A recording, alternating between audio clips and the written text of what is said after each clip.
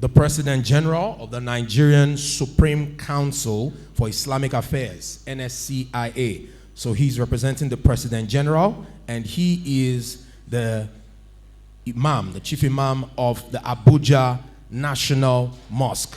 Please, if our hands are not too busy, let's welcome Professor Muhammad Kabir Adam as he takes the stage for his goodwill message. He'll give us that in 2 minutes, and then we'll go to the technical sessions. Please keep clapping till he takes the mic. Thank you very much. Thank you, sir. Bismillahir Rahmanir Rahim. Assalamu alaikum wa rahmatullahi ta'ala wa barakatuh. My name is Imam Muhammad Kabir Adam, Imam of Abuja National Mosque, representing the Nigerian Supreme Council for Islamic Affairs. Nigeria Supreme Council for Islamic Affairs is the umbrella of the entire Nigerian Muslims organizations in the country, and it is under the leadership of the President General, that is His Eminence the Sultan of Sokoto. The President General of the Nigeria Supreme Council for Islamic Affairs is also the co-chair of the Nigeria Interreligious Council, that is NIREC, where we have the President General of Nigeria Supreme Council as the co-chair, and the President of the CAN, that is Christian Association of Nigeria. These are the two bodies handling the affairs of religion in Nigeria. Nigeria Supreme Council for Islamic Affairs, through its foundation, that is MESH, carried out series of health activities, starting from the public health, primary health. In fact, almost every Friday, they will carry out one program or another at the mosque to enlighten people, to bring the medical personnel for what you call medical outreach to see people there in the mosque. During the COVID-19 pandemic, the council made a wonderful and tremendous contribution where we dedicated a center at the National Mosque for people to come to take their COVID-19 vaccine provided by the FCT. I'm sure they are here and they can testify to what I'm saying.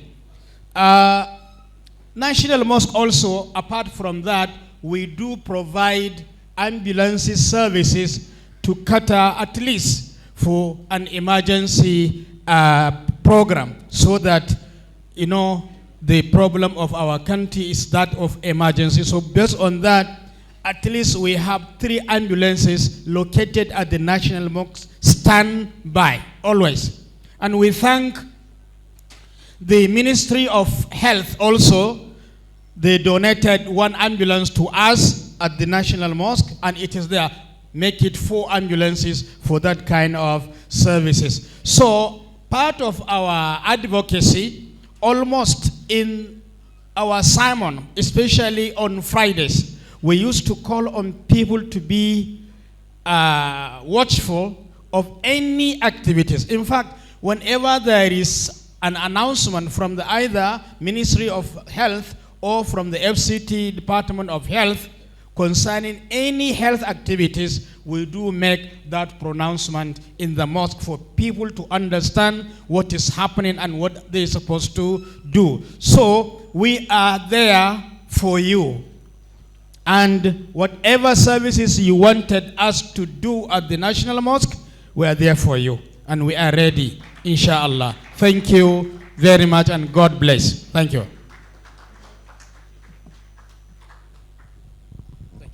Thank you very much, sir. Please, I think he deserves another round of applause. It's very important when religious leaders, you know, are spearheading this kind of initiatives. It tells us that we're on the step in the right direction, and definitely we will achieve what needs to be achieved in terms of putting an end to the deaths of mothers and children in Nigeria.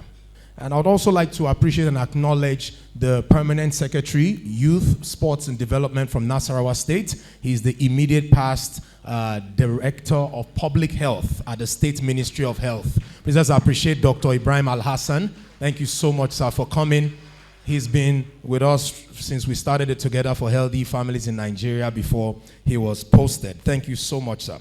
Now, without much further ado, we'll be going to the first plenary session, which is titled The Current Situation of Maternal Mortality in Nigeria. And we'll be looking at cultural, economic, and systemic factors contributing to maternal mortality. On the program you'd see that it was initially supposed to be taken by Professor Hadiza Galadanchi, but she's ably represented here today by an MNCH program manager and research fellow with the Africa Center of Excellence for Population Health and Policy at the Bayero University, Kano. And of course, he works closely with Professor Hadiza Shehu Galadanchi. Please, let's welcome for the first plenary session, Dr. Aminu Wakili. Please let's put our hands together for him. Take us through the very first plenary session. Good morning or afternoon, everyone. Good afternoon. The special advisor to the president, the country director, Rotary International, and all other dignitaries. Good afternoon. Please permit me to stand on the existing protocol. I am Dr. Aminu Wakili. I'm here to represent Professor Hadiza Galadanchi, who is the director of the Africa Center of Excellence for Population Health and Policy, based at the Aminu Kano Teaching Hospital, Kano. She is also the chairman of the National Reproductive Health, TWG. So we're going to look at the economic, cultural, systematic factors that are contributing to maternal mortality in Nigeria. Just as a disclaimer, whatever I'm going to say, consider it coming from the director. Whatever I'm going to say that is completely right, consider it from her. And whatever I'm going to say that is in between, that is coming from me. And I will make sure nothing will come from the other side. Thank you. So we're going to look at, okay, next. Okay. So we're going to go through the introduction. We're going to look at the global and the national situation of the maternal mortality. And then we'll look at the 3-layer models, and then look at these very significant, huge, multi-sectoral factors that are really impacting the maternal mortality and laying our progress. Next.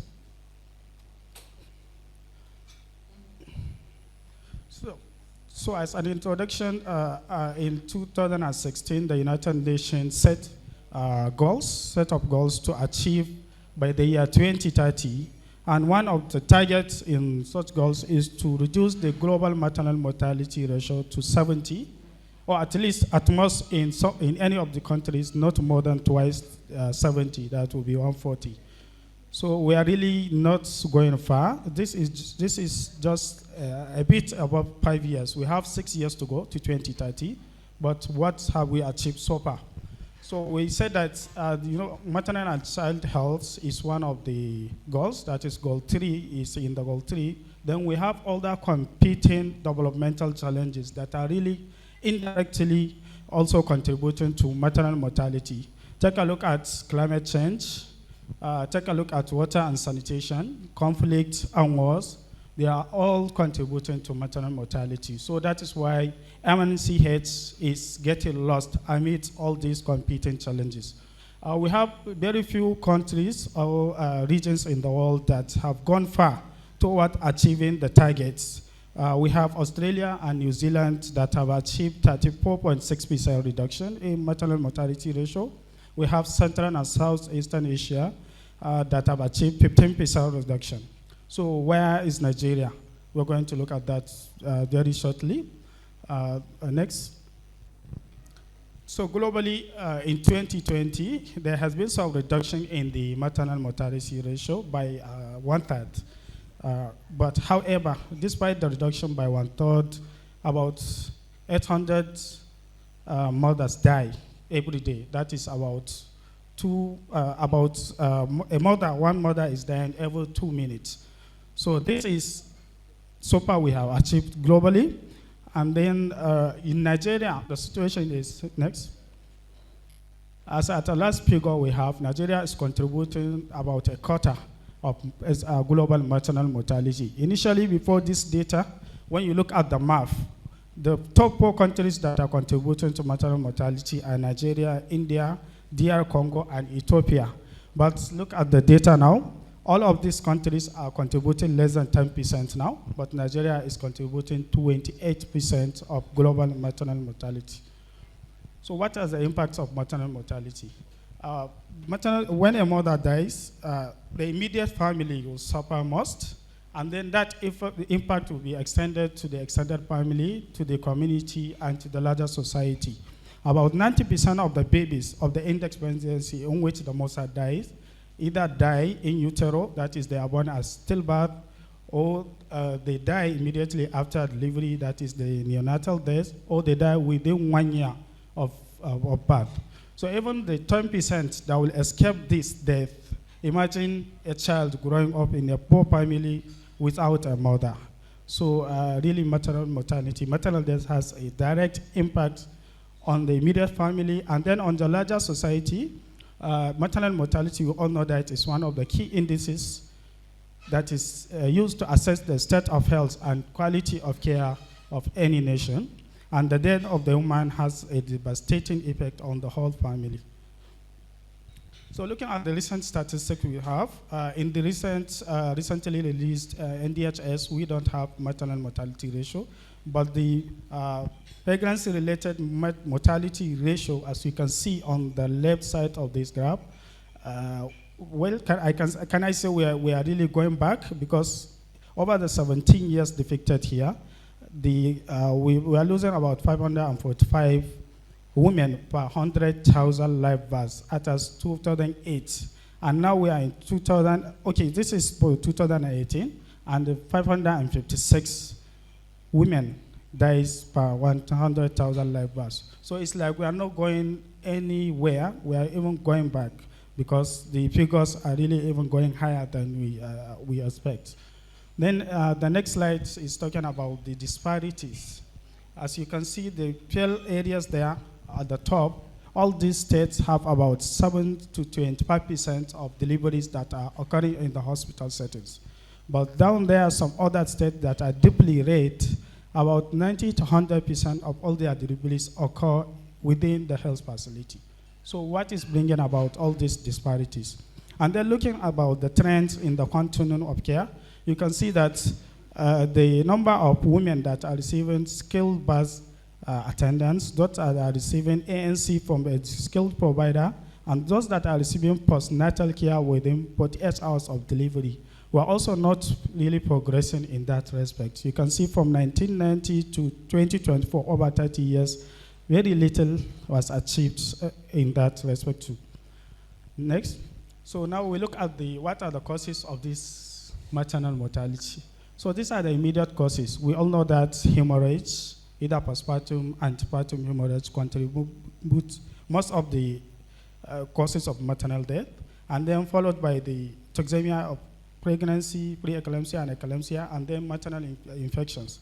So a lot of our efforts is being targeted toward these immediate causes. We all know that in Nigeria we have a guideline for unsafe abortion. We recently have a guideline for the prevention and management of postpartum hemorrhage using the e-motive bundle.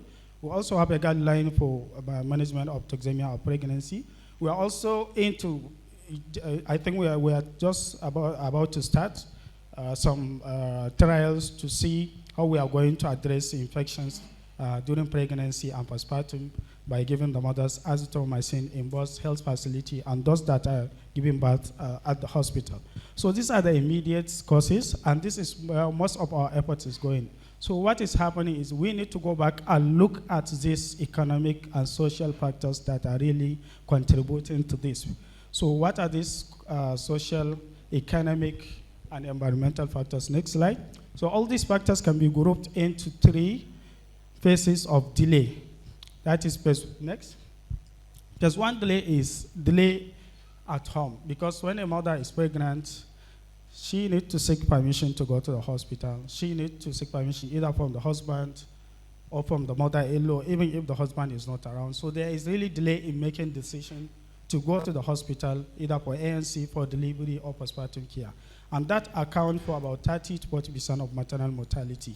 So this is one of the first delay that is contributing to all this death. And then the second delay is even if the decision to go to the health facility is made early, there is really challenge in the ability of the women and their relatives to get to the facilities, either from poor siting of the facilities or from the road network that is leading to the facilities or from poor community support.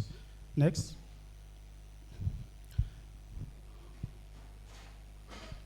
Next.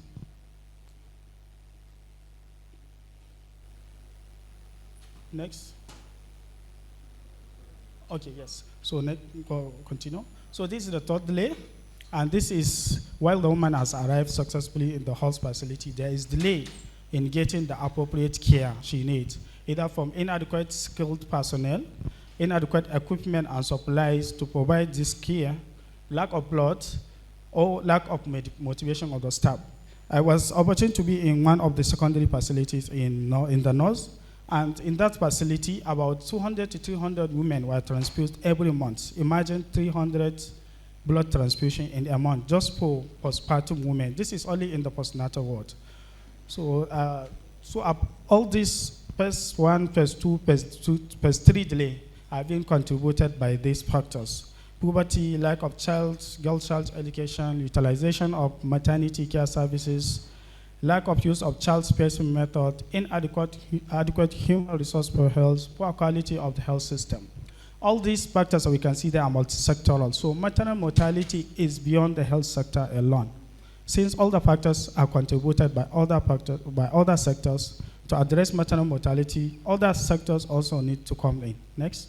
So when we take a poverty, for example, we know when a family is poor, poverty is associated with a lot of outcomes. One is illiteracy. If you are poor, you cannot afford even the health care. And sometimes, as young as a girl is, she is expected to go out and look for what to eat for herself and for her family. And that will predispose the girl to vulnerability, exploitation. And then those that are very poor, also the data shows that they have high parity. When you look at those that are coming for the 10th, 9th, 8th delivery, you see that they are on the poor side of the population. And then there is poor health-seeking behavior also contributed by poverty. And then poverty also results in high morbidity and mortality. And because there is limited access to the inadequacy of the health insurance coverage, most of the care that we are getting is out of pocket. So a lot of this is contributing to the maternal mortality, because if all this poor family would be covered by the social health insurance scheme, a lot of the mothers that are dying will be saved. Next. Next. So the next thing we are going to look at is the girl child education. So in 2014, about 5.5 million Nigerians were out of school. That was in 2014. I'm sure the numbers will be higher than this now. And most of the countries are now trying to balance between girls and boys, because boys usually have higher school enrollment than girls in most of the developed countries. So their fight is to balance the figure and produce equality between boys and girls. But in Nigeria, we are still battling for the overall number of the out-of-school children, irrespective of the gender. And the net enrollment rate for primary school in Nigeria was 56% for girls and 61% for boys, and only 70% of those boys and girls complete the primary school education. So what is the relationship between girl child education and the maternal and child health? We all know that if you assume this lady, this girl on the picture, assuming she is she, when this girl is educated, she is empowered, and she is allowed to go out and earn her income from her education, and she has access to quality of care, that will enable her to attain her full potential. And when she attains her full potential, the next generation will benefit from that, and the next generation will thrive. So when the next generation benefits and thrives from this education that we're giving to girls, the whole society will prosper. Next. So, okay, next. So the next thing is lack of access to healthcare. We've looked at poverty, we've looked at girl child education, and then this is another common impediment to accessing healthcare in Nigeria. We have inadequate information. Most of the mothers in the rural areas do not know where to go, do not know when to go, do not know what are the complications and when should they go to the hospitals. Then there are financial barriers and lack of access to the transport. And then there is lack of permission, because culturally, mostly, especially in the north, most of the women need to seek permission from their husbands, in-laws, before they even go out from their homes, even in the case of complication during pregnancy. Then there is poor quality of the healthcare. There is poor attitude of the healthcare workers at the facilities. And then there are other traditional beliefs that are also, not allowing the women to go to the health facility to seek for care. Next. So the next thing is the next challenge is the human resource for health. We all know the situation we are in now. A lot of our skilled bus attendants are leaving the country.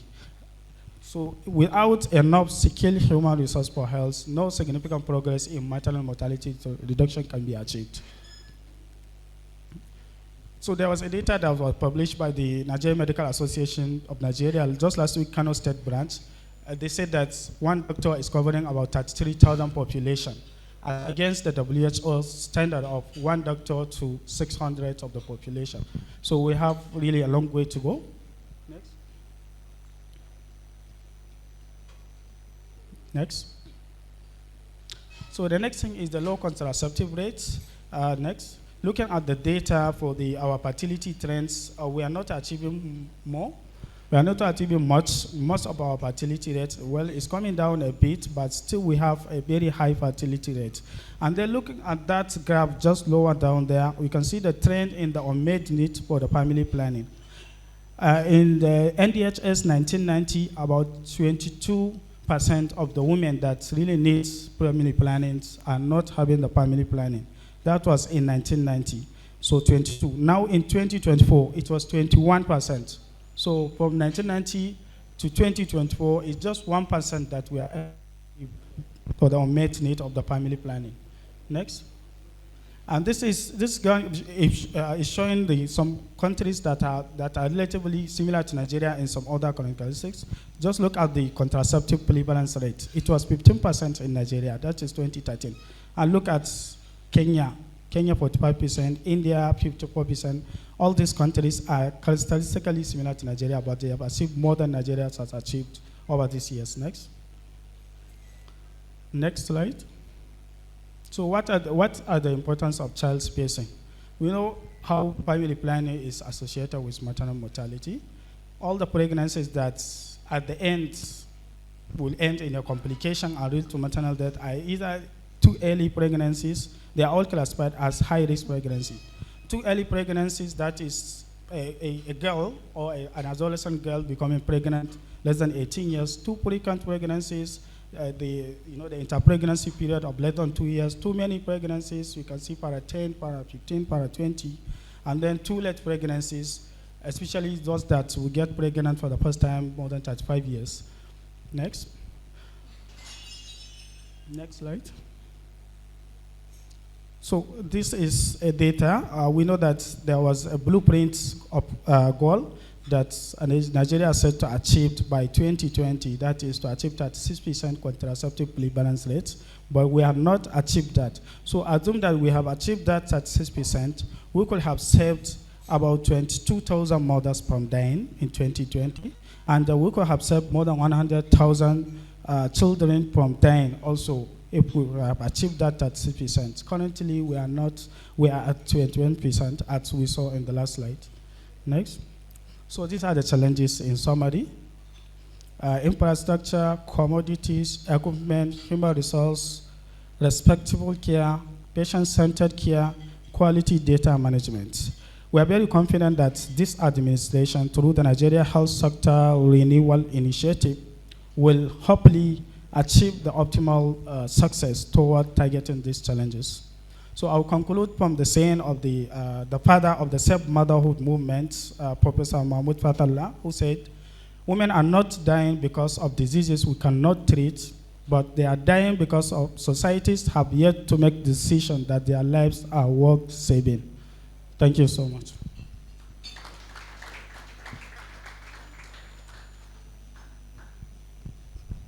Thank you very much, Dr. Aminu Wakili, for that very insightful presentation on the current situation of maternal mortality in Nigeria. Of course, many of us are familiar with the first, second, and third delay. Also familiar with the lack of child spacing methods being adopted.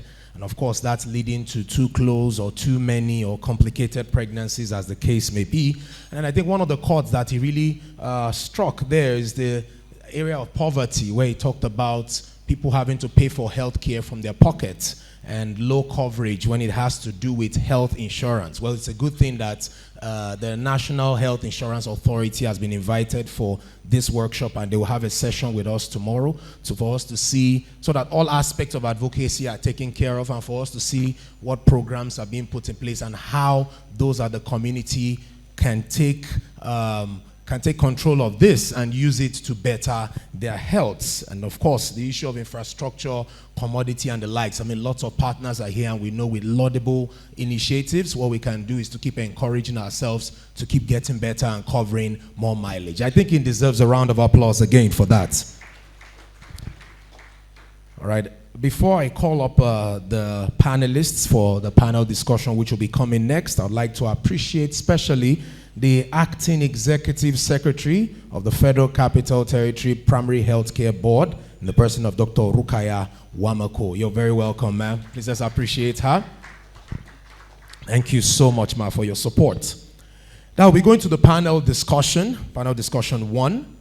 It's understanding advocacy and strategies for maternal health interventions. In all of this, we'll be looking at advocacy from different angles, its importance, types of advocacy, role of government, civil society, NGOs in advocacy, and the likes.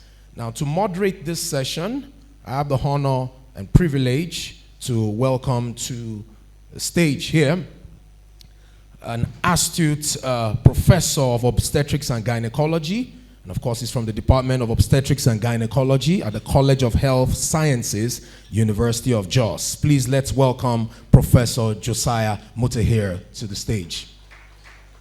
I think he deserves a louder round of applause. He will be moderating this session.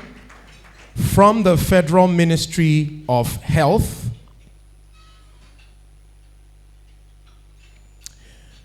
we have the Director, Safe Motherhood Division under the Family Health Department. He has special interest and expertise in pediatrics, field epidemiology, health information system research, maternal, newborn, and child health. And of course, he has also done a lot of work in the area of RAMCA. Please, let's appreciate the one and only Dr. Olusegun Samuel Oyeniyi. We also have, representing the World Health Organization, an expert in the international development space with many years in this industry, and of course with several programs under his belt. Please let's appreciate Dr. Joseph Martin as he makes his way to the stage for this panel discussion. Please let's not get tired of clapping. Then from the UNFPA, we have, representing the country representative, the deputy representative. We have here, of course, with over 20 years of experience in program support, management. Okay, all right. So I think the names were swapped. I would get her name back because that wasn't the name I was originally given. But please let's appreciate her. She's representing UNFPA.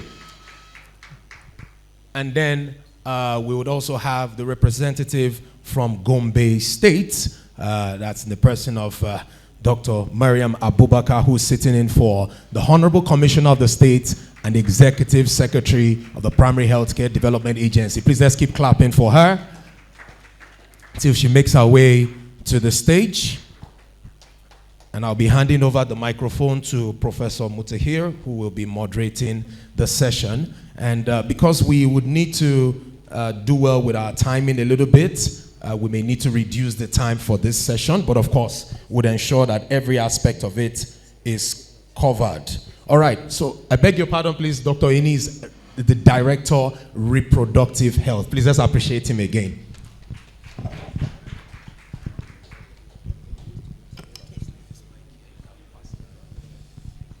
Thank you very much. We are all welcome to this all-important session.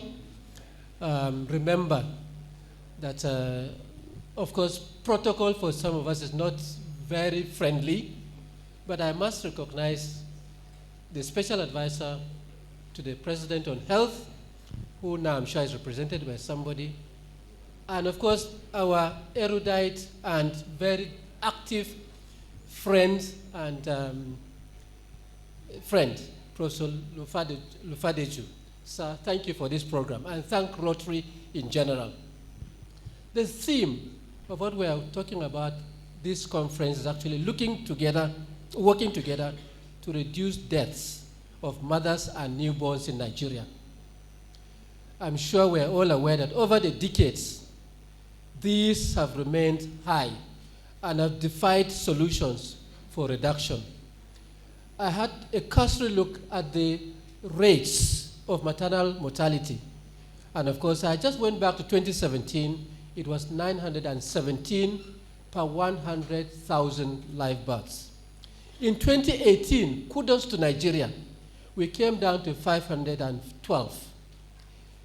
2019 went up again to 800. 2023, again, unfortunately, 540. I thought I had made a mistake. I thought my glasses had failed me. I removed my glasses and saw that 2023 was still about 540. I got confused. Now, the statistics say about 576. It only means that instead of us moving forward, we are moving a little bit backwards. Fortunately for us, officers of the Federal Ministry of Health are here, probably to say something about it. On the other hand,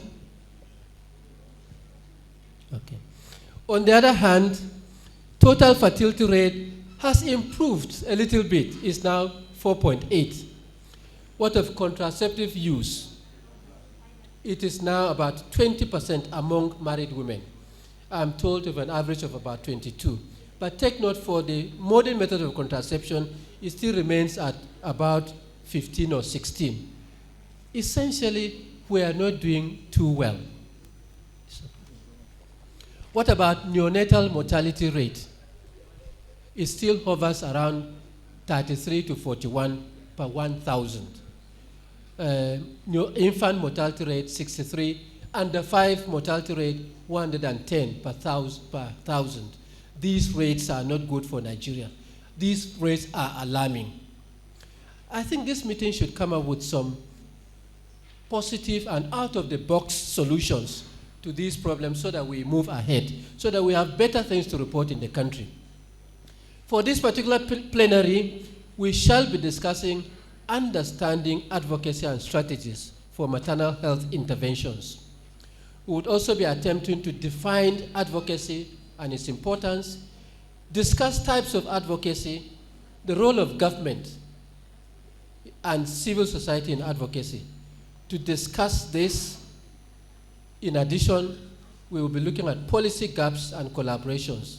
To discuss this, we have these esteemed and experienced members of groups, government, and of course members of NGOs that are going to help us to discuss this. To make it easy for us, what I think we'll be doing, we'll be asking them direct questions. And when they answer these questions, we think that our questions in our minds would be answered to a large extent. So we'll move ahead. to catch out on time. So I'll go to the Federal Minister of Health with the question, and I'm sure he has a microphone. The first question for him is, what is the definition of advocacy in the context of maternal health, and what is its function in the development of national health policies? And please let us listen, and as we listen, there is still room for us to ask them questions. So pencil down your questions. As we go through, we'll come back and answer your questions. So he has the floor to answer the next question. Thank you. Thank you, Mr. Moderator, Prof. Thank you for the question. And the audience, thank you for having me. Advocacy is so important. Even in our house, there are a lot of advocacy going on between father and son and daughter. Advocacy is, we can say, the act of supporting, promoting, and defending the rights, and also interest and well-being of mothers, pregnant women in a divine area.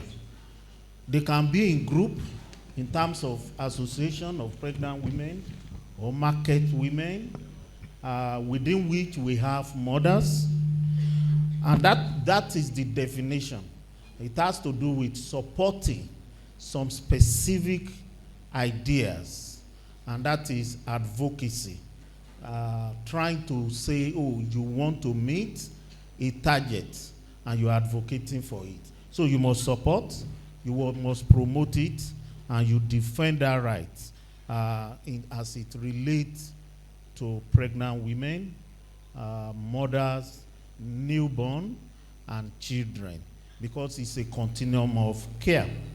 And the function, it helps to influence policy and decision making. You can use advocacy to influence policy and decision making. You can also use it to raise awareness about social issues. We really appreciate the head of health promotion in our midst, and we have said advocacy is a form of promoting. So it's a function of advocacy where you raise awareness, and that's what has been going on. You can also protect and promote human rights, right of women, right of pregnant women, either to free health care, accessibility to health, accessibility to commodity. So it's a function of that. It also empowers and marginalized or vulnerable population. When you do advocacy as a function, it will help to empower vulnerable population. Who are the vulnerable population? Pregnant women, children. These are vulnerable population. Disabled people. These are vulnerable population among us. So when a disabled person is pregnant, it's like double what? Double functions. So also lastly, it also facilitates access to resources. You can use advocacy to have access to resources. The person who have said, no, I don't have the money, I don't have the resources, shout it even on television. By the time you do advocacy, you don't need to protest violently. You don't need to make things out of the law. Just pay advocacy. When you do that, you can have access to that fund. He said there is none. So it's a very highly veritable tool to have access to resources, finance, and services. There could have been some services that might have been pronounced, like recently the minister pronounced free CS in a meeting. Now, before now, maybe that could not be assessed, but advocacy had gone underground, pressures on advocacy to the ministry. So you can use it to have access to services. So thank you, Mr. Moderator. Thank you very much. We'll move straight away to WHO. WHO. And the question I have for WHO is, how does your organization define and support maternal health advocacy in Nigeria from a global perspective? Thank you, moderator. Thank you, moderator. So we all know that the WHO is a member state organization, and one of its main mandate is normative and guidance to its member states, including Nigeria and the other countries. So as part of the advocacy, especially at the global level, we raise awareness, and there are several tools and ways that we do that. Number one is setting standards. We've just heard so much about the mortality for children, the maternal mortality. What are the standards, for example, for treating those preventable cases? What are the standards for immunization of those children? What are the standards of delivery of that mother who comes? What are those quality of care standards? So that's one of the ways that WHO sets the standards and advocates to its member states to adopt those standards and put them in practice at the service delivery. The other way that WHO does advocacy is through evidence generation. So we need this evidence to drive whatever messaging that we'll use for advocacy. Remember, advocacy is mainly about behavior change. You want whether the individual, the community, the government, institutions to change behavior. But for you to do that, for you to convince the government of Nigeria that free CS is important intervention, you must have the data, you must have the evidence that it works and that it is contributing to the maternal mortality. So that's another way that WHO contributes to advocacy, through evidence, research and evidence generation. Priority options. Resources are limited and the options are many. What is the best option that will really make us go to the target that we want to go to? For example, we know that one of the major killers in this for our mothers is postpartum hemorrhage. We have options for that treatment. So coming up with options that countries can pick from a menu based on their context, based on the evidence, based on the data at that country level, to be able to make that policy decision at the government level, at the institution level, at the subnational level. And then monitoring, just to, for example, we've all been saying, we saw the data from 2011 to the 2018 to now the 2023 NDHS. We've seen that the indicators are really not improving. Maternal mortality, we've really not made any impact. In fact, if you go to the UN estimates, it's above 1,000 for Nigeria, even more than what we are estimating from our demographic health surveys. So with that kind of information, it's an advocacy tool that will help countries to come up with sort of a wake-up call to make decisions. And lastly, it's about consensus building. Every year in May, WHO convenes all the member states to the World Health Assembly. And in this assembly, countries come up with decisions on what they are taking back to go and implement in the countries. For example, this May, one of the resolutions was on accelerating maternal and child mortality efforts, realizing that only about 20% of countries are on target to reach the SDG goals. So that convening and building consensus is also another tool that WHO uses for advocacy. Thank you. Thank you very much, WHO. We'll move on to UNFPA. Thank you. UNFPA. In what manner does UNFPA approach advocacy for maternal health in Nigeria? And what distinct contributions does UNFPA make to the advocacy landscape? Thank you. I introduce me because I was not. I'm Dr. Edith Boniwatara, the head of program for UNFPA in Nigeria. It's my second week here in Nigeria.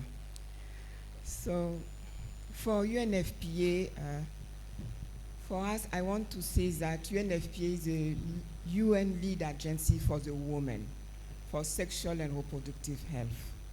And we work for women, for adolescents. And our goal by 2030 is to achieve a free transformative result.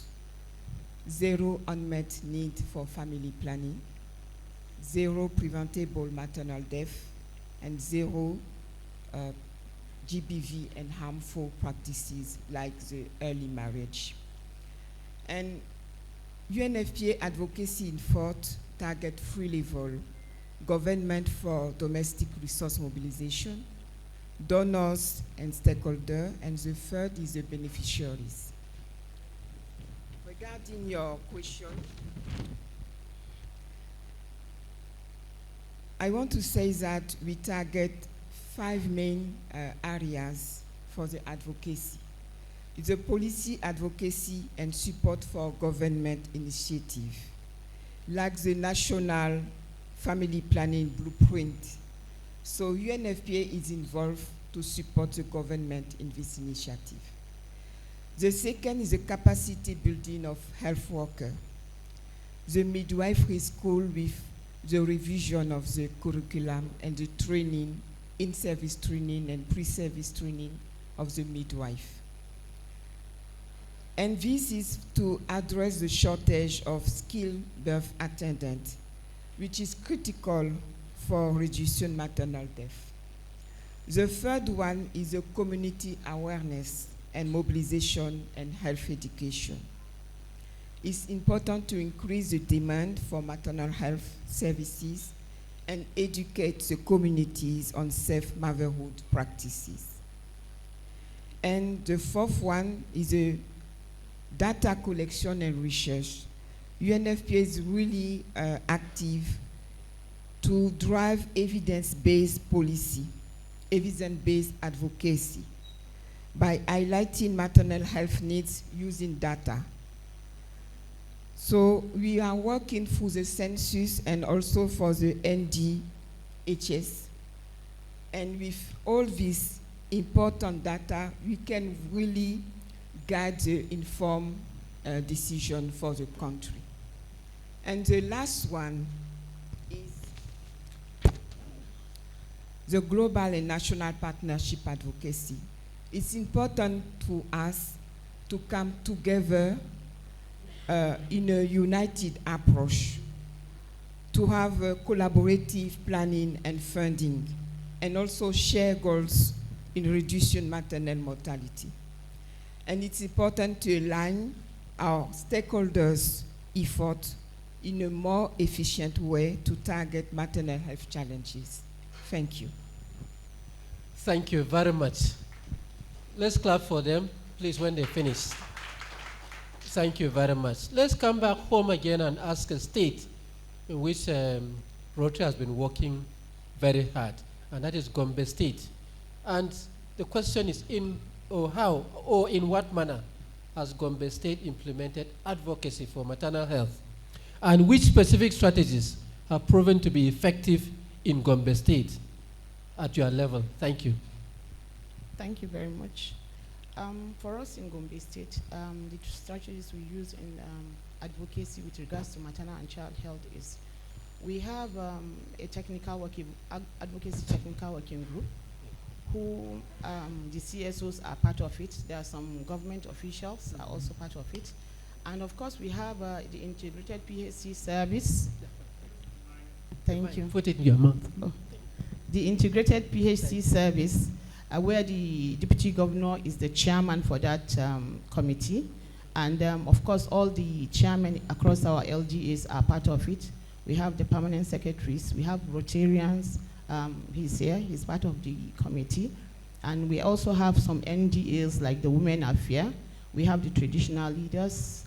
We have some group that we call Father Group. And what they do is they go around, we are advocating for, we are encouraging male involvement now in Gombe State so that these services can actually be accessed by the women. You know, in our society, the women mostly, they have to take permission from the men before they can go and access these services. So we look at it that, okay, the male have to be involved. We also have GOTCO in Gombe State, which are the traditional leaders. It's a committee of traditional leaders, the district heads. They also have a voice. They come, we have meeting, we discuss issues related to maternal and child health, and they go back and pass the information to the people in the community. We have CSOs across our LGAs. They are also doing very well. Through the media, we also pass some information that are related to maternal health. You may want to also know that the government of Gombe State is so interested in the health of the women, and as such, he make releases of funds. Of recent, he just released the sum of 50 million naira for procurement of family planning commodity. Thank you. Thank you very much. It appears Gombe State is moving. It's moving, courtesy of assistance by Rotary International. And of course, I'm sure also from the federal government. Now let's move on again. Come back to Federal Ministry of Health. Let's go to question 3. Could you elaborate on the successes and obstacles encountered in policy advocacy that are specifically related to maternal health? Yes, we've been given a talk which gave us a lot of possible causes for maternal mortality and, of course, childhood deaths. So what are the challenges that the Federal Ministry of Health, through their policies, encounter? Thank you very much. We've recorded a lot of successes. On behalf of the Honorable Minister, the Coordinating Minister, I will just mention maybe 3 because of time. The first is on coordination. And how did we get here? The Constitution of Nigeria does not encourage for national, federal, to go directly to the state based on policy change and just tell Gombe, oh, we have done this. Then you must follow either by force or by hook. The Constitution does not warrant that. So there is a dichotomy in implementation. Even if the federal come up with some policy change, Gombe can say, I'm not doing. And if Gombe says, I'm not adapting or I'm not adopting, even if he was party to those changes, there is nothing federal can do. Therefore, you need to now use advocacy to make those changes. And one of it is issue of coordination across board. And in recent past, the coordinating minister with the Federal Ministry of Health, we created a project called SWAPs. And the SWAP is a one coordination mechanism that the state sector-wide approach, that's what SWAP means, so that the state and federal can work together as one body system.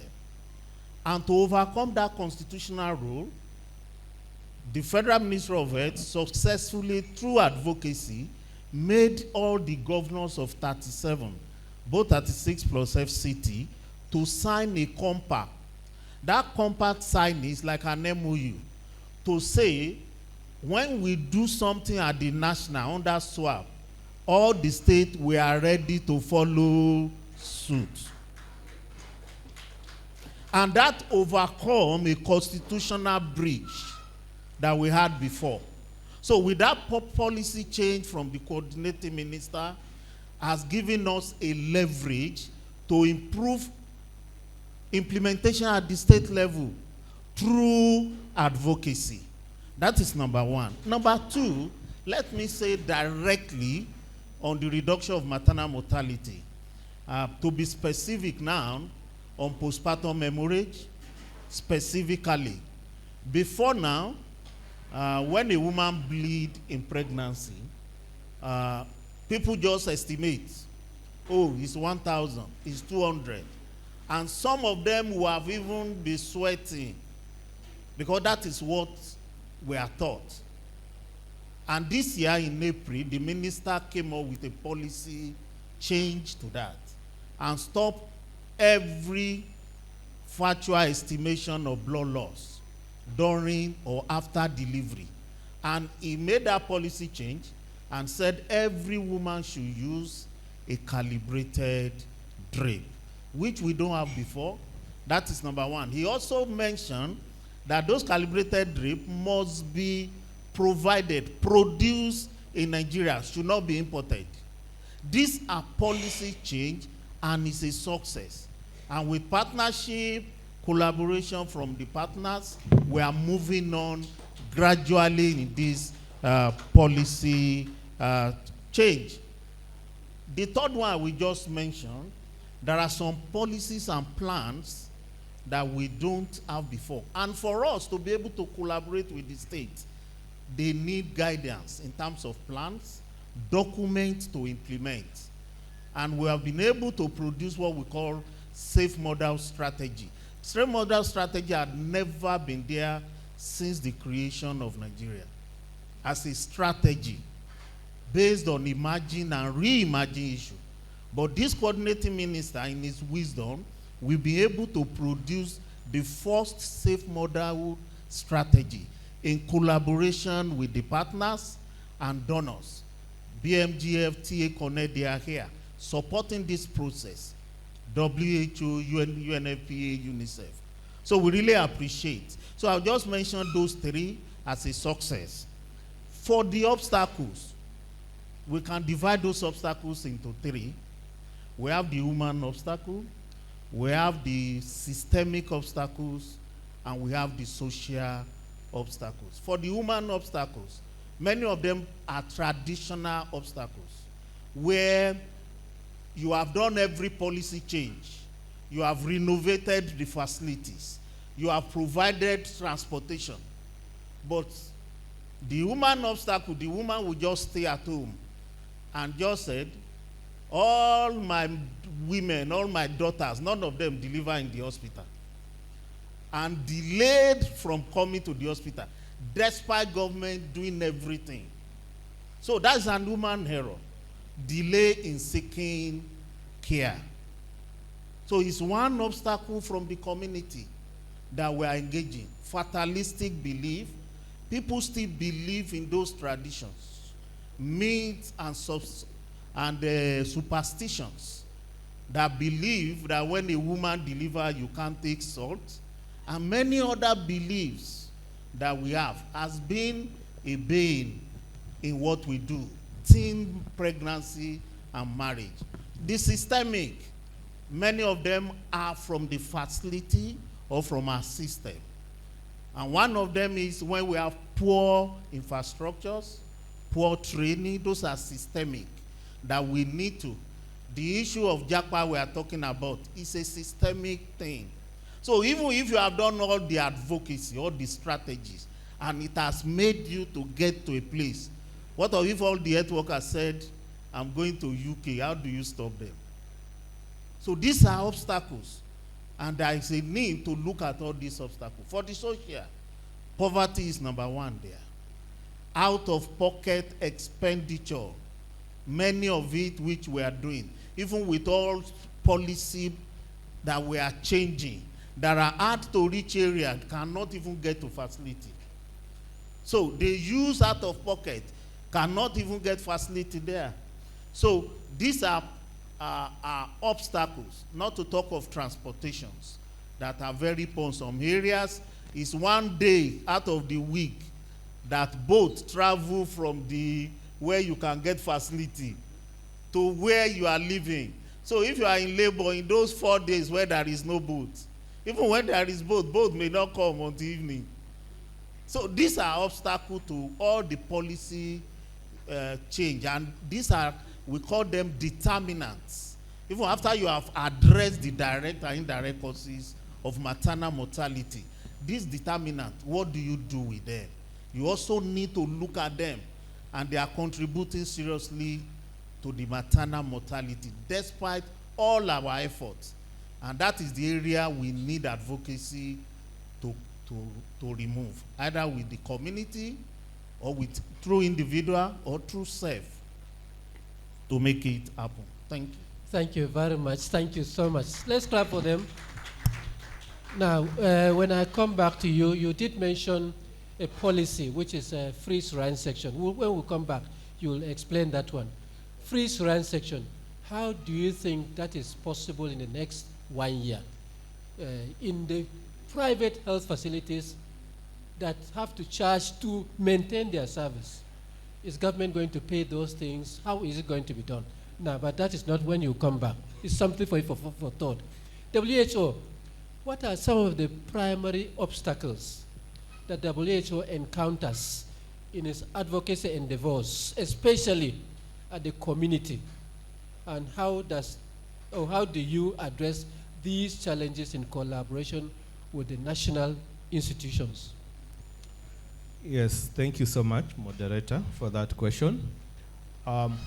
One of the biggest obstacles, I'm glad that Dr. Eni has just mentioned a lot of the obstacles, but one of the biggest obstacles is just assuming that advocacy will happen. Advocacy, for you to change that behavior change, whether it is the individual, the community, the facility, he mentioned that, you really need to invest in understanding what are the bottlenecks, what is causing that community, that woman, that government, that institution behave the way it is behaving. So there's a lot of thinking that goes into that. It will not happen automatically. It requires resources. It requires human resource. It requires people who are trained, who are skilled. And I'm glad that the health promotion head of the ministry is here. Advocacy is part of their mandate. It requires that kind of skill. It's a skill for you to be able to understand what is causing that community, that person to behave the way they are behaving, for you to understand what approaches you will need to make a difference. There is also an obstacle of not working together. Again, the presentation we just saw, there was a lot that is outside the health sector, the education of that girl child, the poverty eradication, the nutrition. So if we don't bring all these sectors together, then it's an obstacle that will make our advocacy not yield fruits. And lastly, it's about governance and leadership. We've heard from Gombe, and you heard the leadership that the state governor is taking there. That is what will translate into investment. Putting money where your mouth is for advocacy. That is what will translate in adopting the evidence-based policies and strategies. That is what will translate into investing the human resource. So at most times that is lacking. We build the infrastructure, as Dr. Yoni said, we employ the healthcare workers, we put the commodities there. We don't speak to the communities, to the individuals. We don't change their behavior, they still don't come. Or we do all that, and the road that is leading to that facility, we don't take care of it.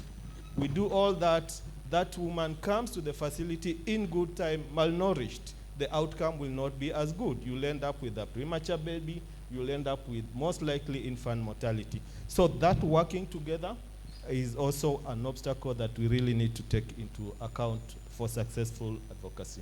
Thank you. Thank you very much. Let's clap for him and appreciate him. Yes, once again, I think we have to have welcome Edith Boni to Nigeria. Having been here just for a few weeks, you are welcome. Yes, but please can you answer my next question? How do you, as an organization, UNFPA, address the individual level advocacy, particularly the empowerment of women, to seek maternal health services? It came up in the presentation we had just before we got to this session. Please speak to that question. Thank you. Thank you. You have 5 ways to address the individual level for advocacy.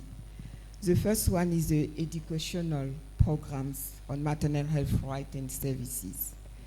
So you have some community outreach, workshop, educational materials, so that the women can learn about the importance of maternal health. And they are informed, they can make informed decisions and understand their right to access quality health services. The second is empower women through peer network and community leaders within the community. So we train women to be health advocates and peer educators for for the other women. And the third one is youth and adolescent empowerment, specifically for the safe spaces for young mothers and adolescents. The fourth one is a mobile health solution. We have an initiative, it's called Test for Life. It provides women with maternal health information via text messages. And it's very good, and it's in the Lagos offices, and really to provide awareness to women. And the fifth one, the last one, is very important, is the using men as partners in advocacy, promoting male involvement in maternal health. So we work with religious leaders, with community leaders, through community dialogues and through workshops to really empower men and to really be the agent, a good agent for maternal health. Thank you. Thank you, thank you, thank you. Yes, let's go back to Gombe State. And I'm interested in this question. If you will answer it for us. Are there any state-level policy advocacy initiatives that have substantially enhanced maternal health in Gombe? Yes, thank you very much. For us in Gombe, we have the tax shifting, tax sharing policy, where there are certain services that are supposed to be rendered by doctors and nurses and midwives, but we know we have challenges of human resource across the country. So for us in Gombe State, the CHU is also made to be a skilled birth provider and trained on certain level, at certain level. For instance, in BMOC, Basic Emergency Maternal Training. Of recent, we just trained about 400 CHUs, modified life-saving skills and integrated management of childhood illnesses. This is one of the policies we have in the state. And the second one, we have the advocacy policy, which is also domesticated in the state. Just like I said we have the advocacy group who are working tirelessly to see that they enter a nook and cranny with regards to policy and also the legislature to help us in getting funds being released for our maternal services in the state. We also have the STOP guideline, which is something to do with post-abortion care. You know, abortion is not something that people want to hear about. Once you say abortion is criminal, nobody believes that once a woman have miscarriage, she also needs support. So this is also a policy that's also been domesticated in the state. We also have the RAMCA policy, even though it is yet to be domesticated, but we are still working on it, and I'm sure maybe before the end or early next year, it's going to be passed. Thank you very much. Thank you, Gombe. Thank you, Gombe. Thank you so much. You are sharing our experiences with you, with us, and I'm sure many of us here are listening. I will put some of those things in place to improve on our health care and to improve maternal mortality at large. Let's come back to Federal Ministry of Health. We are interested in this question. What policy changes do you think would have the most impact in advancing advocacy for maternal and child health in Nigeria? Policies that need to change, policy changes. Thank you. Okay, thank you very much. I've mentioned it. The first one, which I've mentioned before, that will make serious impact, is one, coordination. If federal government is going left and states, they are going right, we can't meet anywhere. No. And when you look at the NDHS results, the highest contributor to that result is because of that dichotomy. Where we are doing the implementation is at the state level. But that unison between the state and federal is far. Many policy change will take place. We will agree. But out of 37, maybe only 5 has done it. For example, let me give an example. we agreed that we are going to create Department of Family Health in all the states. Only 5 states have done it in the past years. Now, that is a policy change. But we now find out that if we don't come together and agree, and that's why one coordination, one plan together, one budget is the main thing, and that is the swap policy change that brings the subnational and the national together, bridging that gap. When we bridge that gap, we'll be able to achieve better and get a result. So that is one of the policy change that we seriously make an impact towards reduction of maternal mortality. And the other one is on data use to make decisions. We've mentioned some data for us now. And the policy change we are doing now is to have one M&E, where we look at things together in terms of data. We come together and represent Nigeria with one data so that people can use data to make decisions. Now, those are what? 2 policy change that will seriously make us to have what we want to have, advancing advocacy. And I want to appreciate the special advisor to Mr. President. To those that have been following up, you will find out that she has been going to states, to governors, advocating on reduction of maternal mortality. I think we want to clap for her. She's seriously representing and doing her best, moving around. And I want to call on those that are here, Rotary, UNFPA, WHO, and especially the religious leaders. There is a need to come together if we want to make serious impact. Government has done that policy change. We've done our own. It's now for us to carry it up and push it down the line to support Dr. Salma in the effort of advocacy, because it's our mandate at the presidency.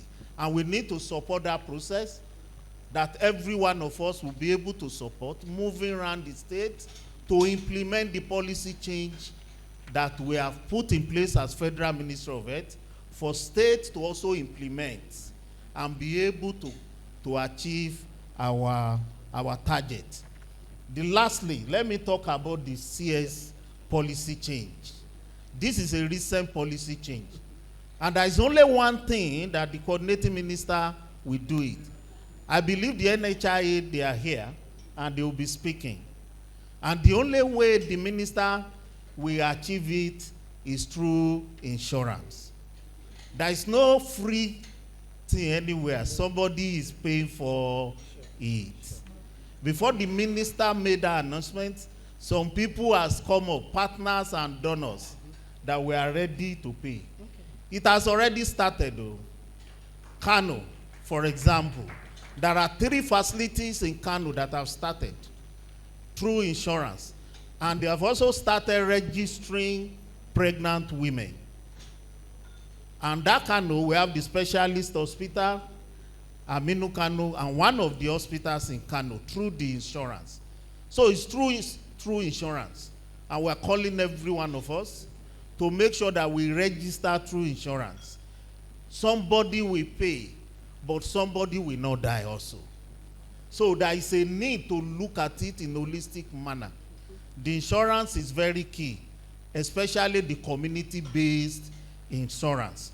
So as we come together in advocacy, and I want to mention again, the Special Advisor Office, Rotary, the religious body, NREC, the donors, coming together and partners that are here, there is a need to support that office, to advocate to all the states, to push what we are saying here across to the states.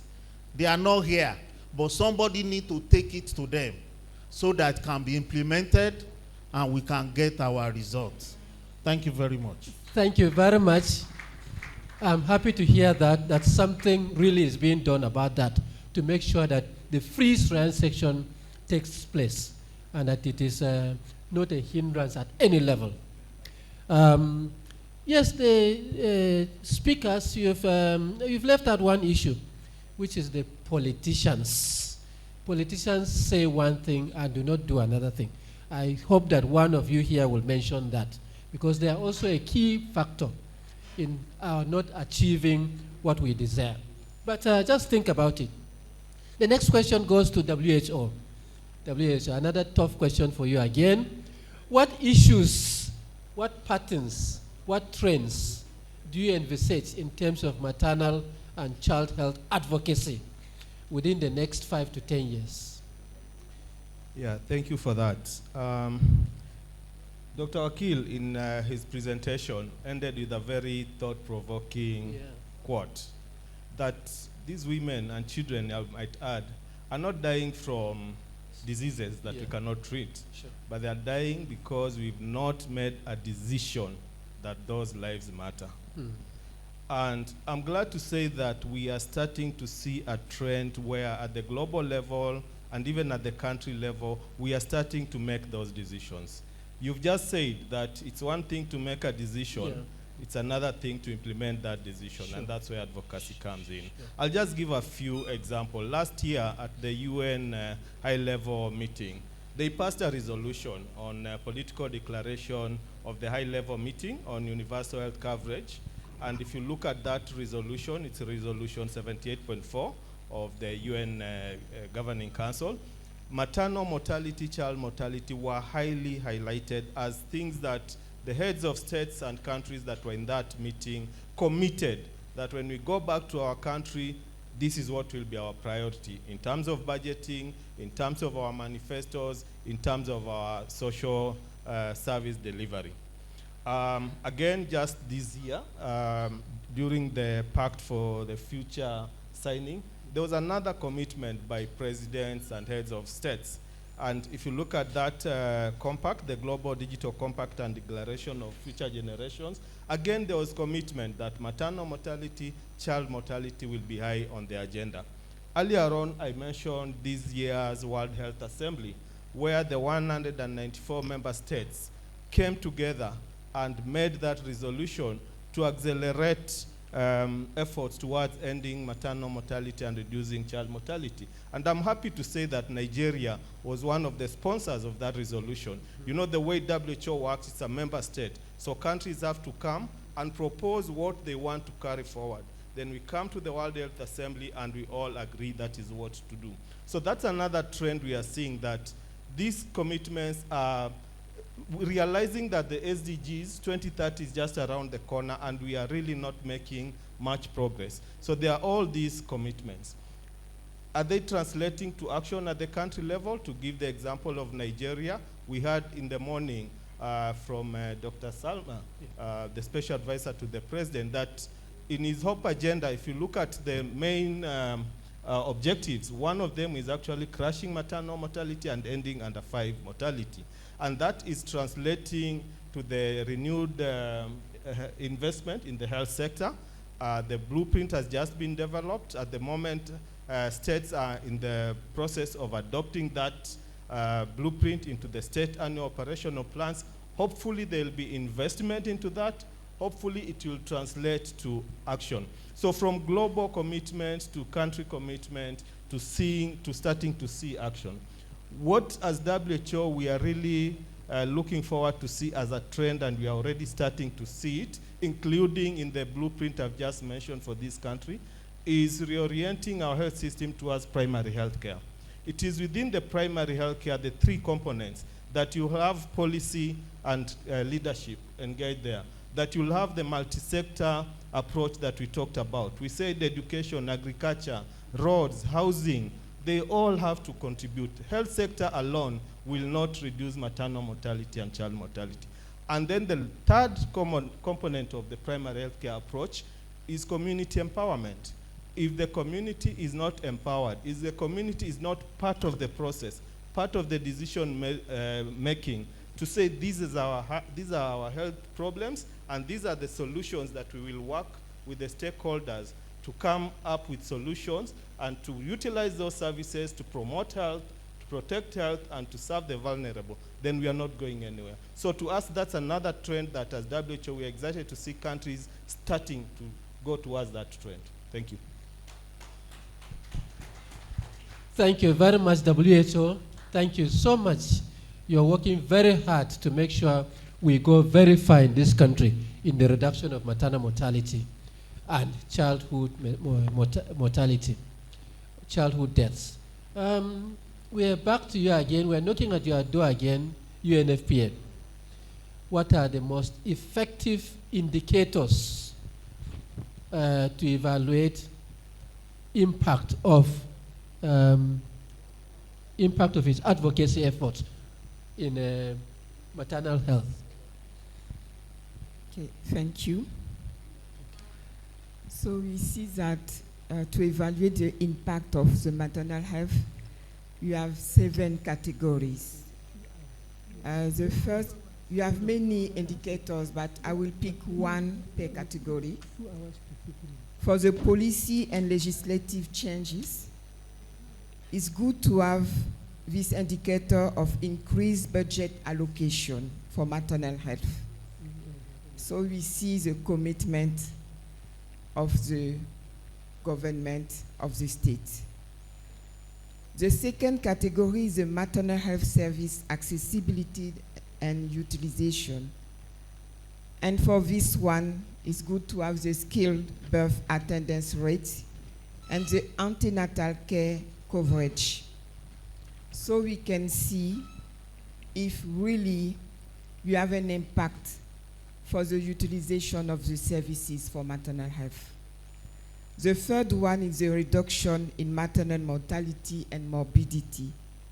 And the bold indicators is the maternal mortality ratio. As we have seen, it's a challenge and an issue here because you are not really doing well in this. And the fourth one is a community awareness and behavior change. It's good to have an indicator as if the demand for family planning and reproductive health services has increased. The fifth category is a capacity building and health workforce enhancement.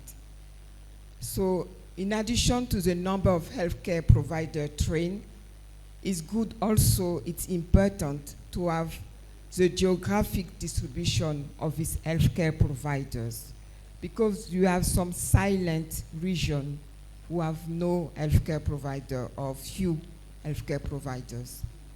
The sixth one is the public and stakeholder engagement. The media coverage and public discourses on maternal health issues will really see the visibility and the influence of advocacy efforts. And the last one, the community empowerment and ownership, is really the number of community-led initiative or advocacy campaign. And I want to, we are in November, and we have, starting from 25th November, you have the 16-day campaigns to prevent the GBV. So for me, it's an opportunity really for when you are speaking about the community empowerment, because we do this with the community and the civil society organization, really to advance the gender equality and the sexual reproductive health and rights. Thank you. Thank you very much. Thank you very much. Let's clap for them again. So we are going back to Gombe State and to ask Gombe State this very important question. What partnerships between your state government and the civil society have been most effective in achieving the maternal health objectives? So that's 2 questions. Your state government and civil society groups. What partnerships have you fostered that are very effective? Thank you very much. the partnership we foster with the civil society organization Thank is, just like I said, we have the partner coordination units, and which the CSOs are also part of it. Usually, the CSOs are local CSOs, and they are like the mouthpiece of the community where they are based. So most of the issues that are being, with regards to maternal health and child, are being discussed on this platform. And we, together with them, we sort out what are the solution or the probable way to go about it. We also have the public-private partnership, because, you know, in a society or in a state, it's not only the public facilities that are being visited, even the private facilities, so they are also involved. We also, in terms of policy, the civil society organizations do work with the legislator to see that the concern or the worries of the people are being reviewed or are part of the policy that are going to be passed in the state, so as to improve the health issues. We also partner with the LGA, the chairman and the PSC coordinators. You know, mostly in terms of health, the places that are being visited are usually the primary health care centers. So it's from the grassroots. We have some community structure like the WDC. For us in Gombe, we have Mama to Mama. And you know, like the first speaker said, he said poverty is one of the issues we have in the country. So we have the Mama to Mama group, and then we have the community GNC. What do I mean by that? With the support of CHAI. So these women, these services are being taken to them in their houses so as to reduce the costs, and except those that are invasive, that I refer to the facility. And we also have chiefs agents in the state that actually like create demand in terms of educating and looking out for danger signs like bleeding, that we say is one of the leading causes in women, and refer them promptly to the facility. So and also trainings. We are training the CSOs. We train them on certain basic things they need to know, so that they will pass the right information to the community at the right time. Thank you, sir. Thank you very much. Let's clap for them, please. At this juncture, we've been told to conclude, and therefore, in my level of capacity as a moderator, I wish to thank our discussants. Number one, Dr. Oyeneyi, thank you very much for your positive discussions, and discussions that have brought us a lot of insight into the causes of, into advocacy as regards maternal health and neonatal health. Dr. Martin Joseph, we remain grateful to you. I'm sure we picked up a lot of things. And then our newcomer to Nigeria, I'm sure you'll adapt very soon to this country, Dr. Enith Boni. We thank you very much. And lastly, my sister and my colleague, Dr. Mariam Abubakar, we remain grateful. I'm sure we've had a fair representation of the federal might, state level, and of course in between NGOs. And therefore, I'm sure our discussion has been relatively balanced. And therefore, thank you very much. Once again, let's clap for them as they leave their seats. Thank you. Please be seated. Please be seated, ladies and gentlemen, esteemed, highly esteemed. Thank you to our district governors for the work that they have been doing. This is the work that we're sharing. So we made a little change to the program. We know we just had tea, so we moved the lunch a little. So we crave your indulgence and thank you for the time. We also will want to bring forward the program of scale location reports. So the program of scale location reports from Together for Healthy Families in Nigeria. So the participating states are amazing. and we want them to share some of their experiences. We will have representatives from FCT Primary Healthcare Board, from Nasarawa State, from Gombe State, and from Ekiti State. Please, we will have you 10 minutes each to come forward and share your report. I don't know whether we would like you to sit together and, okay, so they will be seated. Please be coming. FCT, Primary Healthcare Board. Please, let's clap for them and encourage them. That's why they're, yeah.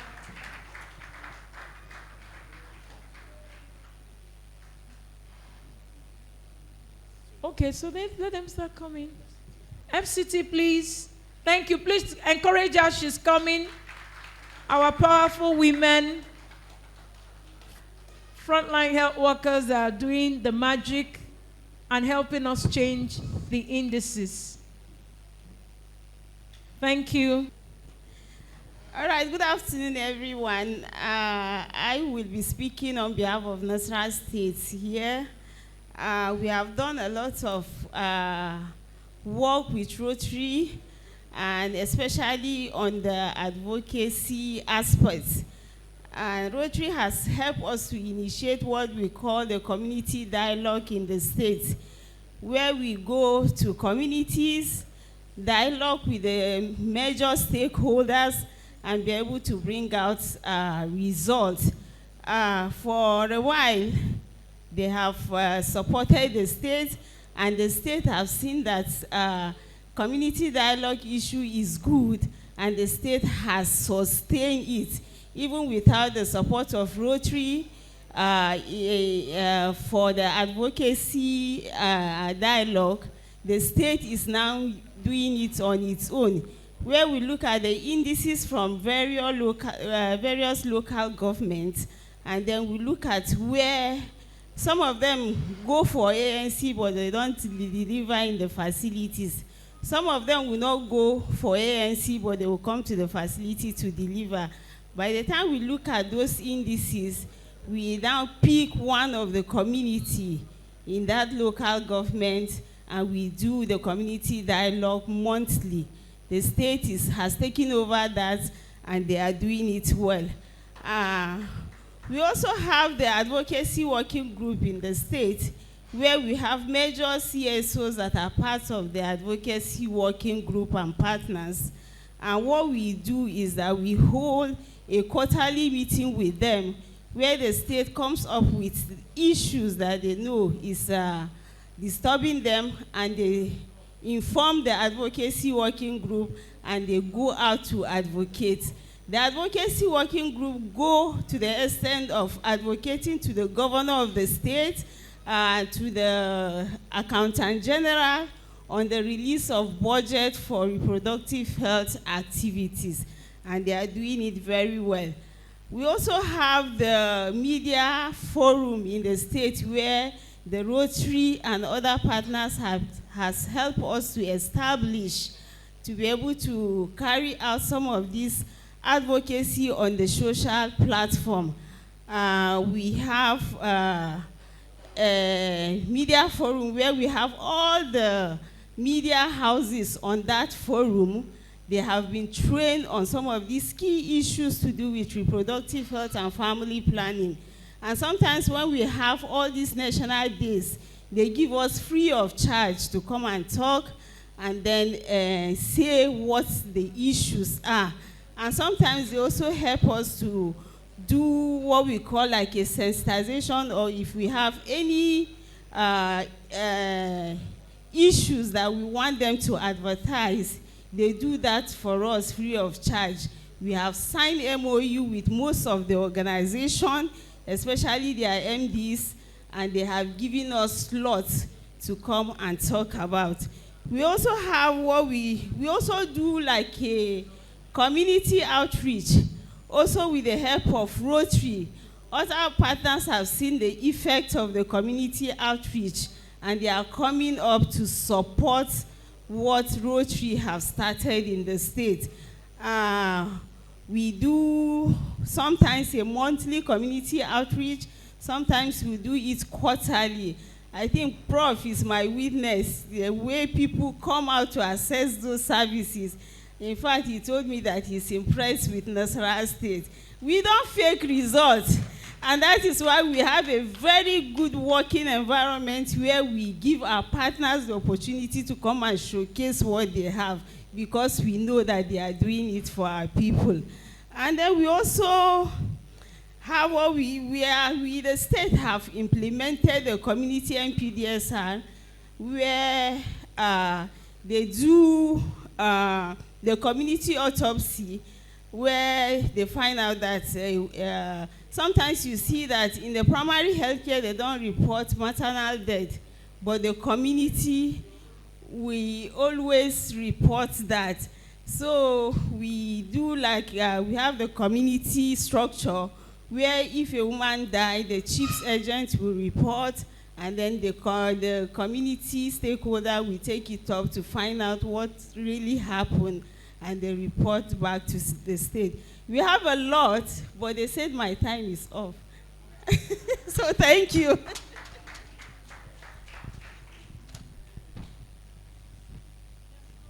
Okay.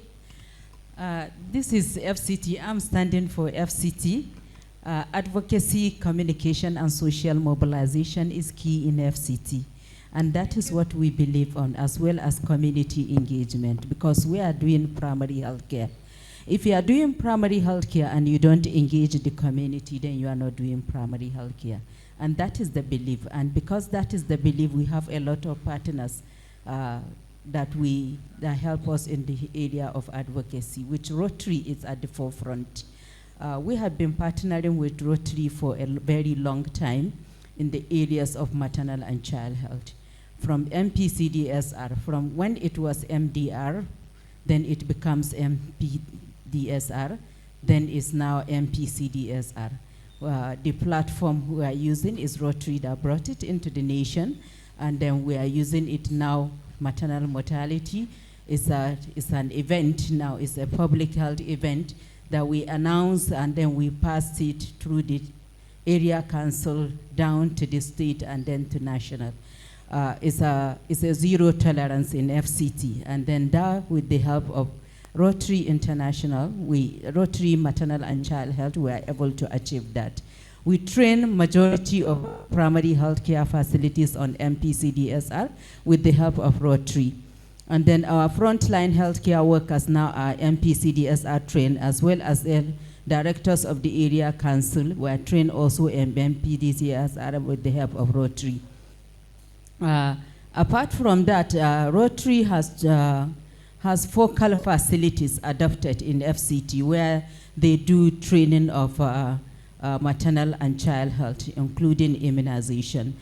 They make sure that they train our primary healthcare workers, the front line, and then equipped our labor room for their selected adopted facilities in the FCT, and they provide them with drugs, they provide them with medical equipment, medical consumables, and then essential drugs that are in need in those primary healthcare facilities. And just recently, they have additional 3 to the ones they adopted, and making the total of about 16 primary healthcare facilities adopted by the Maternal and Child Health Rotary International. Rotary has helped us a lot in advocacy, communication, and social mobilization, as well as community engagement, participation, and ownership, making them to understand their health in their hands. And you all believe in me that the road to universal health coverage is by engaging the community. And for you to engage the community, you need to do advocacy to the traditional rulers, religious leaders, women leaders, youth leaders in the community. You need to engage them, as well as head of the household of either the husband, the father, or the father-in-law, or the mother-in-law. Rotary help us to engage that. We do town halls meetings that is very expensive, and then Rotary Maternal and Child Health is helping FCT to do that across the 6 area council. more in AMAC, which we believe that AMAC is the largest area council we have in FCT. AMAC is like 3 states in Nigeria. And Rotary International is helping us to see how we can advocate there and then engage the community. Rotary help us even at high level advocacy to see that the senior stakeholders understand the concept and then follow, and then for advocacy for us to have counterpart funding for all the activities of maternal and child health. Rotary has also helped us to see that we demarcate the guidelines for family planning, and then also helping us to see that we have our family planning stand-alone budget as per national advocate for all states in the federation to do, including FCT. But you can believe me here is that in FCT, because Nigeria says 36 states plus FCT, they didn't say 37 states. So you all believe in me that plus, there is a lot in that plus. And then that is why the road with all the bottleneck, the road is not too smooth like other states.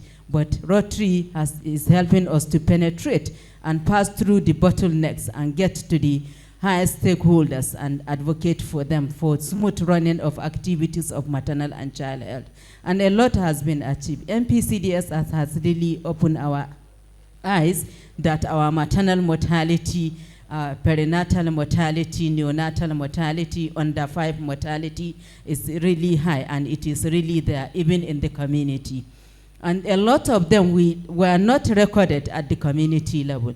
And then community MPCDSR is key, and Rotary is going into that to see how we can have a robust community MPCDSR so that we can be able to count our maternal, perinatal, neonatal, maternal, perinatal, neonatal, I repeat, mortality in the community that have not been recorded as far now in the FCT and in some skeletal state in the nation. And I believe with that we will be able to tackle our maternal mortality in Nigeria, and also we have smooth running of our maternal and child health services. Thank you so much, and God bless.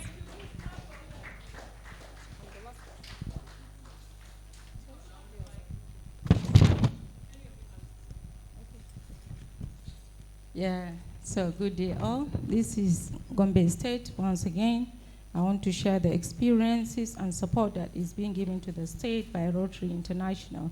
Even though Rotary has been with Gombe State, I will say in just recent years, but we have had a lot of support from Rotary International. Rotary has supported Gombe State in advocacy and community engagement and outreaches. Before the advent of Rotary, across some of our facilities, we have been recording the high number of maternal and neonatal deaths. Then, ultimately, when Rotary arrived in the state, they selected, piloted LGS and then started working across those LGS within the wards and communities.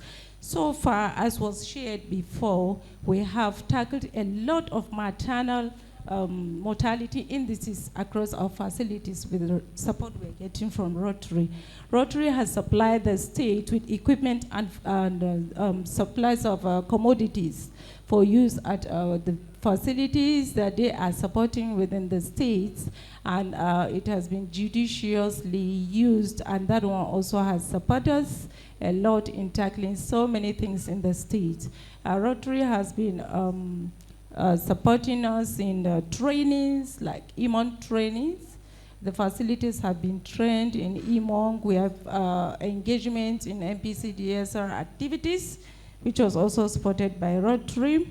And then I could remember that Rotary has given a lot of support in family planning activities. Gombe State was recording a contraceptive prevalence rate of around 4% in 2017, then 17% in 2018. But presently, with the support from Rotary and other partners, we are recording 30% in the NDHIS survey of 2023. And then we have had a lot of trainings for our healthcare workers. We recently have training on modified life-saving skills and IMCI to the facility, to our facility healthcare workers. And then this also, we're hoping to have a lot of improvement in our activities. We have been having joint community outreaches with support from Rotary. We usually do, it is a one-day activity that usually give a lot of support to all the communities with support on different services, and then it has earned us a lot of record. Thank you very much. I think I'll stop here. Thank you. Okay. Good afternoon, everybody. Presenting on the activities of Rotary in Ekiti State. Well, let me start like this. The doctor who talked to us about the cultural, economic, and impact of maternal mortality said something that I will start off with, and that is the fact that when a woman dies while giving birth, or the child dies, it has effect on the family as a whole. And therefore, we took it from there. And we are saying our advocacy must be total.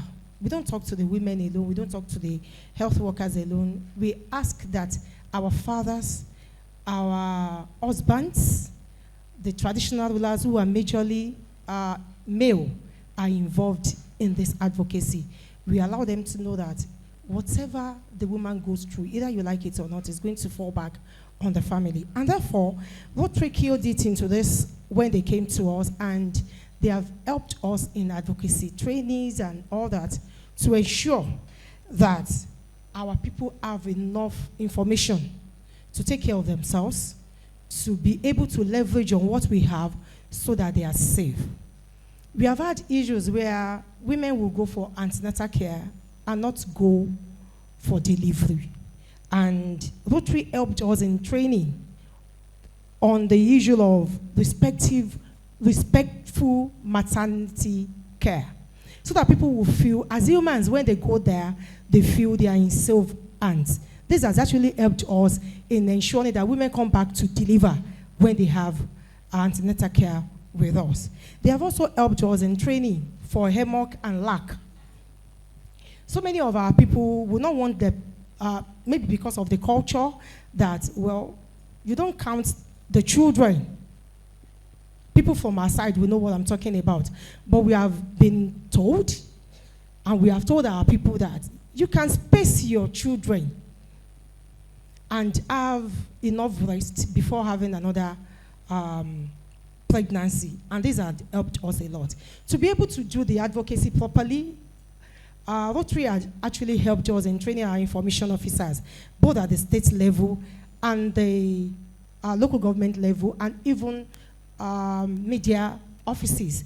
And therefore, we have a leverage on that. When we're having any program, they call us and we leverage on the media to be able to get to our people and make sure that the information is passed across in a very long way. We have had community outreaches.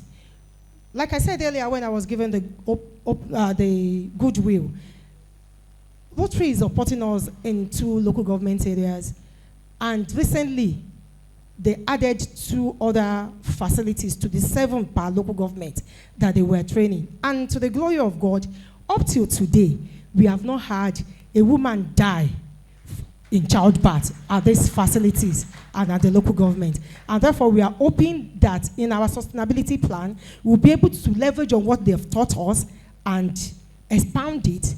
What are they doing there that we have not, in about 18 months, we have not had a woman die?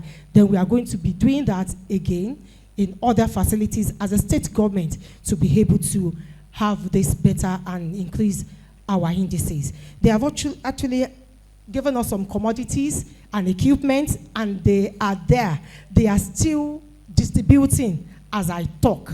And therefore, we have had opportunities of government not buying the things they've given to us. We are buying and distributing to other facilities, so at that we are expounding what they are doing for us.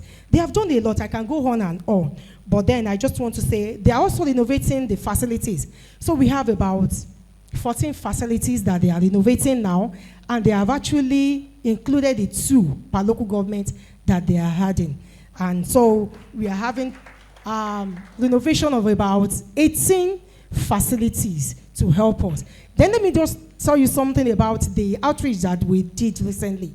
It was at a facility we called Adere in Ado-Ekiti.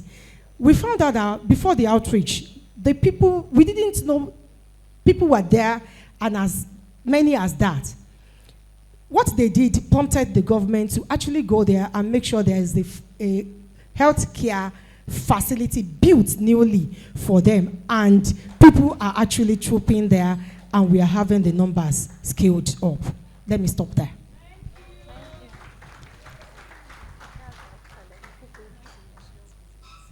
Thank you very, very much. Please, can you clap again?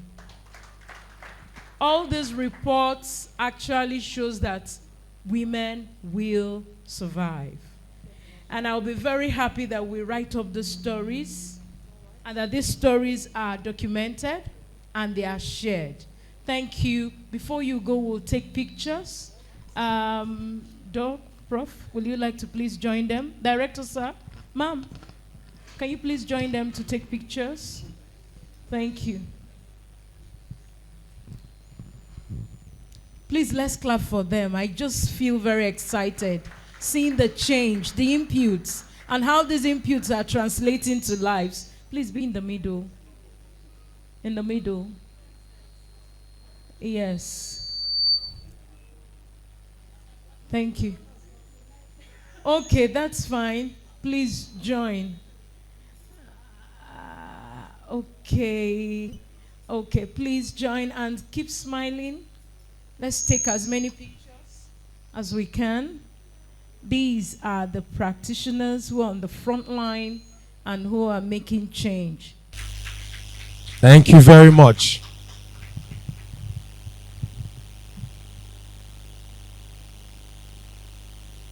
Distinguished advocates, Pastor Vice President, my governors, past district governors, our stakeholders from development agencies, state representatives,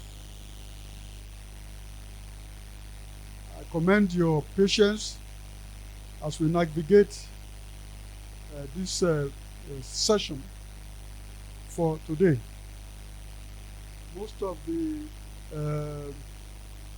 of the presentation on the actual activities of RMCH will be presented by the program manager, Toyosi Adebambo. My own is just to inform you that the program of scale is taking place in 4 locations in the country: Ekiti State, Nasarawa State, Gombe State, and the FCT. And you have heard most of the state representatives who have spoken. As a program of scale, Rotary established this program of scale about 3 years ago. And the first one was won by Zambia. And it was on malaria.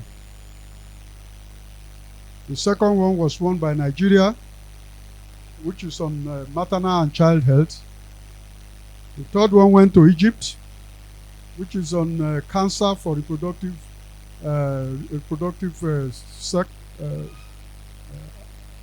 women reproductive system. The fourth one is still being determined. We don't know where it will go. But it's very important that the first 3 program of scale has been won in Africa. Please, we need to give ourselves a round of applause. Program of scale means that you have a project that you have been doing for years, you have been doing for many years, and you need a scale up. You need to bring it to expansion to other parts of your country and possibly other parts of the world. And this particular maternal and child health program started in Nigeria a long time ago, close to 30 years ago, as a matter of fact, in 1994. And it has built up so many years to reach a level of program of scale. Key things that has been achieved in these previous years is on the improvement of contraceptive prevalence rate, which is the proportion of women using contraceptives, from 3% to 27%. Our country has not yet reached that level. But in Rotary projects locations, that level was reached in year 2000. And also, what is called quality assurance in obstetrics dovetail into the maternal perinatal child death surveillance and response, MPCDSR. The quality assurance of Rotary and the MPCDSR of the federal government came together as a government policy around year 2017, which was also approved by the National Council of State that met in Kado, I think in 2018. So you can see the progression of this particular project from several years, moving from one step to the other. There are projects, especially the quality assurance in obstetrics, that reduced maternal mortality by 50% and infant mortality by 15%. Okay, and this is what is translated now to MPCDSR. And what we didn't have at that time, electronic platform to be able to record these changes electronically in a web-based system. Rotary has introduced it to Nigeria, and Nigerian government has adopted it. So we can now capture maternal death in any facility in the country, secondary, tertiary, some improved primary care centers. And you can imagine the number of capacity building that we have done to be able to create capacity to be able to report on that platform. Medical record officers, M&E officers of all the 774 local governments, and so on and so forth. So now we got to the program of scale, which is to reduce maternal mortality by 25%. Let me call on Toyosi to discuss this aspect of the program. The activities that we have done, what we have achieved in the little time of 2 years, and where we want to go in the next 1 year, because it's a project that is lasting for 3 years. Some of the activities that have been implemented has been mentioned by the states, but you never saw any data, any statistics. And I remember the WHO representative saying that if you want to do advocacy, and you want advocacy to be real accepted and translated into action, you must be able to present some level of data. So let's see what Toyosi has on this process. Thank you.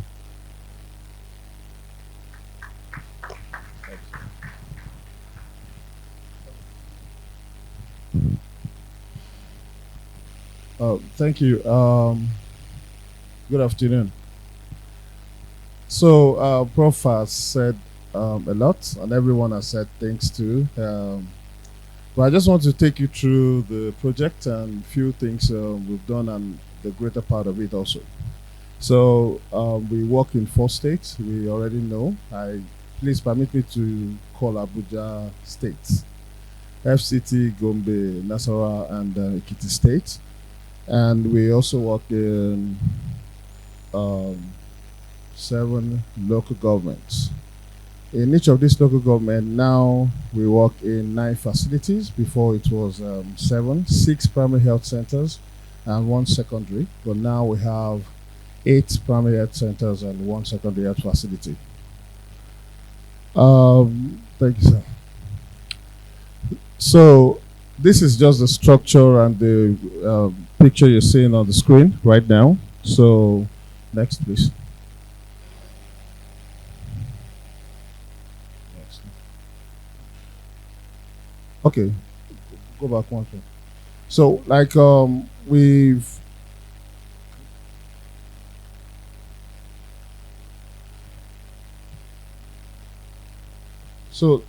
we have several activities that we do.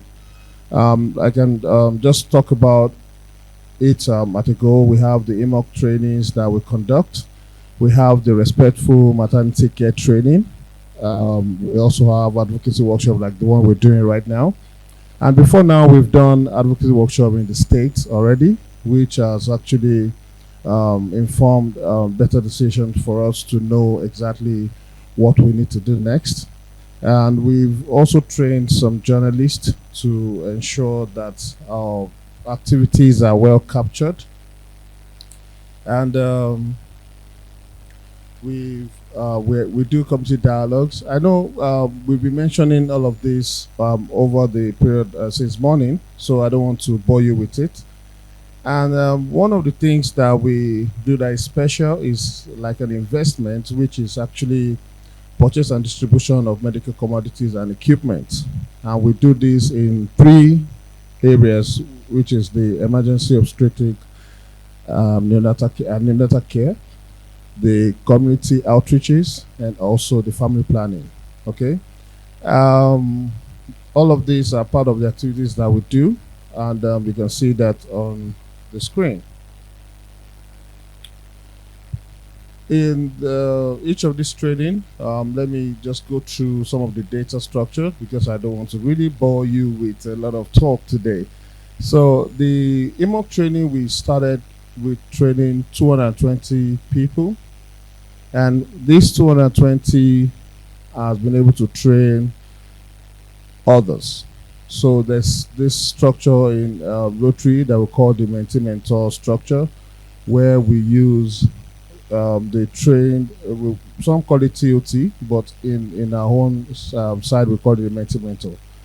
So we use the people that were trained to train others, and we keep moving that way to have more people trained and more people to do the work we do in Rotary. And the 220 trained 294, and in the space of under 6 months, we're able to use these same people to train 161. So in total, we have trained 675 people in EMOC training. And in respectful maternity care training, we started with training 146. And in the same line, we've trained 294 and 279, making the total of 719. And we have other trainings that we also conduct, which is the first one is the family planning lab training, which was talked about by our counterparts in the States. We've trained 117 in all our project location. And also we've done, apart from this advocacy workshop, we've done in the States, we had participants of like 100 people participated in the workshop in the States. And also we have the journalism training. We trained 84 people, and now they can actually say they are actually working towards ensuring that we reduce maternal and neonatal deaths. We also have visited several stakeholders, and in June this year, we visited 75, and we still continue. You know, this is something that we keep doing for time. So looking at our progress reports, you can look at the screen, and you see where we started from and where we are right now. The first chart there explains how we've been doing, And we don't have the Q4 of this year yet. So you can see how we've been doing, and also you can see it per quarter for every year that we work. The one at the top there is the year 2023, and we're able to increase this in those lines. You can see that in the first quarter and second quarter of 2023, we have 1%. You wonder why. Reason, we just started the project. We're still trying to figure out and to know exactly how we do things right. And you can see the progression, things are moving forward and things are moving up per time. In the same vein, in the postnatal care, we have increases also, and we're able to track this. Now, remember, we're not working in the whole state. We're working in a section of the state. So this is based on that. And we can actually tell you that, yes, it's a bit, sometimes it's difficult, but we are able to get things done with the support of the state government and also the agency in the states. So you can see the data for the live bed. This will be shared with you at the end of this meeting. You can see the live bed also. This year we are still working towards finalizing the data for the year, so we can't actually give you the actual for the year. But you can see what the progress looks like in the first year and also in the last year. For family planning, we've been able to actually look at this as a trend also. And looking at, we get our data, not only us getting it from the state directly, we also have the DHIS, this is the District Health Information System that we use to compare what we have. And this has really helped us to understand how we view things differently, and how we want to do things the next time we're in the state, and also how we can support people at any point in time. So with that, we've been able to see that the DHIS for Nigerian 2024 yielded the data saying all women at like 12.7% contraceptive prevalence rates, which is actually, I think the national state actually talked about this nicely, and I want to say that we are actually happy that things are moving up in the states where we work also. The aspect of community involvement, we have three parts, which is the community dialogue, we have the home visits, and also the joint community outreach. And these three parts are kind of unique for us, because for home visits, we are supposed to we were supposed to visit 5,880 homes throughout the life of the project. But looking at the support we're getting from the states, and also the concept that we needed to change the strategy, we've been able to visit over 25,291 houses in the 4 locations where we work. And that is actually a very huge one for us. We don't take it for granted. We know that if the state doesn't really support us, we are not going to move forward. But we still want to say that we want to continue. We don't want to say because we've reached our target, we've exceeded our target, we want to stop. We actually want to move to areas where we've not touched before. And with this, the new facilities that we just added, that means new facilities, new communities. So that means we're expanding to other communities to actually get this done also. So this number will keep increasing every quarter. So as at this quarter, as at yesterday, we've visited 25,291 houses. And also looking at the attendance of our community dialogue, we've in total, like this is a cumulative data, in total we've been able to, we have attendance of 19,693. Now imagine 19,000 people listening to you, on what to do when there's a problem, what to do when you need to get to the facility, what to do. And this is not just women, this is women, men, even sometimes we have children that their mother brought to the facility. Now, one of the things I didn't say at first is the reason why our project is called Together for Healthy Families in Nigeria. Now, we know that everything lately is about women and children, but I want to say, what about men? But this project is not looking at just women and children. We're looking at the men, we're looking at the uncles, the daddies, everybody around, even the neighbors.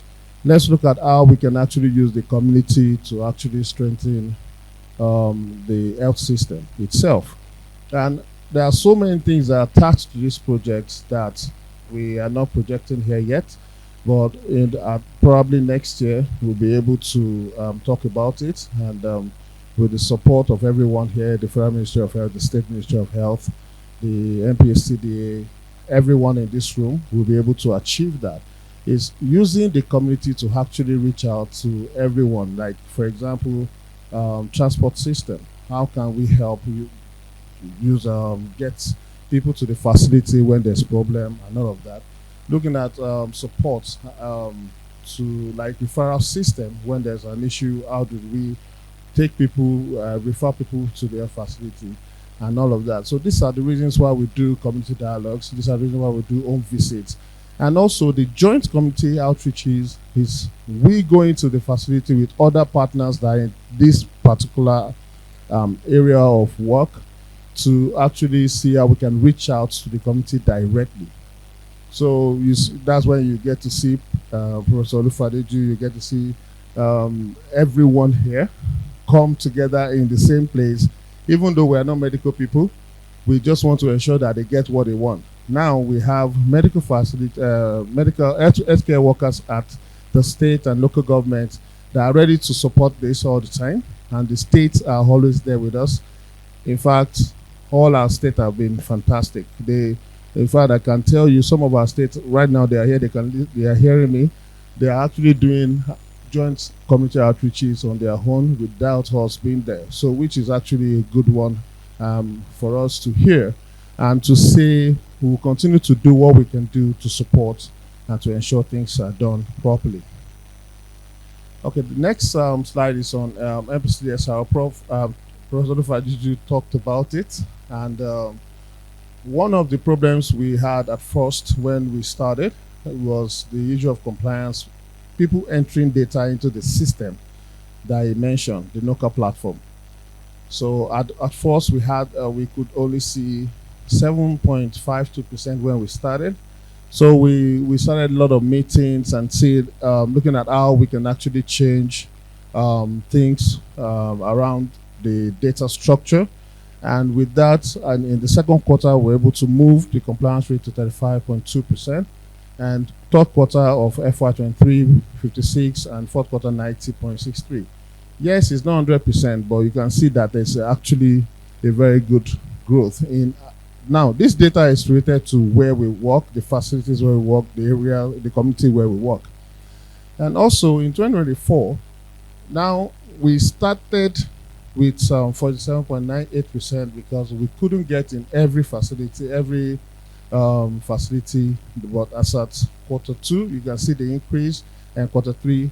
Now, we don't know what quarter 4 is right now, but as at quarter 3, we're at 76.12%, and that is actually a good one for us.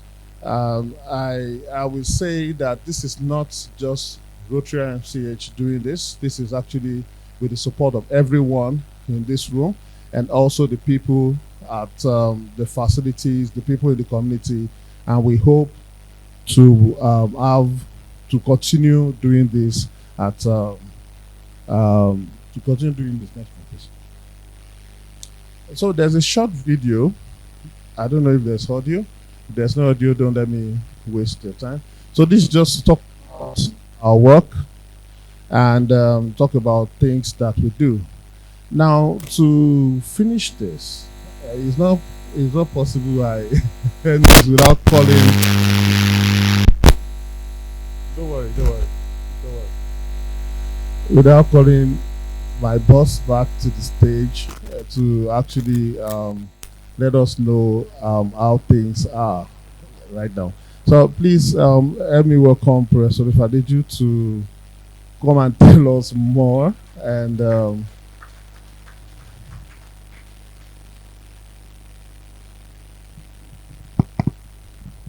thank you, TLC. for that lucid presentation. That's where we are. And a few things that I'd like to mention that are not in this presentation that Together for Healthy Families have been able to accomplish. Of course, there is a bill in the legislature of Nigeria to enforce MPCDSR, Maternal Perinatal Child Death Surveillance and Response. And that bill is already in the House, passed by the Senate. It's in the House of Representatives, and if there's concurrence, that bill will go to the President for accent. That bill was also sponsored by Rotary, SOGON, and the Federal Ministry of Health.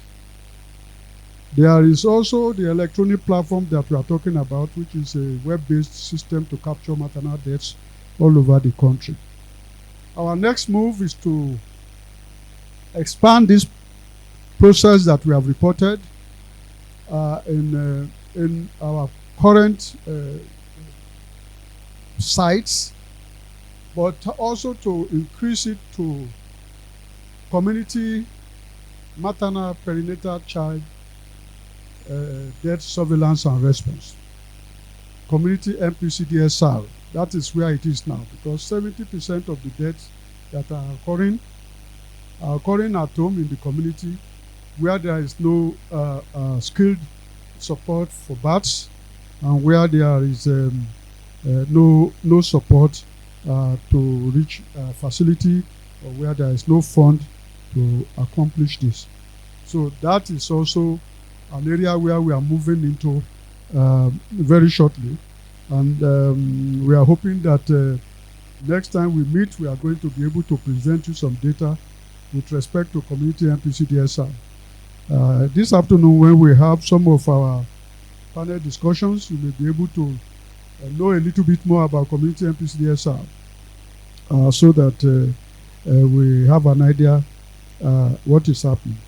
We distribute mosquito nets, treated mosquito nets, not only in our facilities but virtually nationwide.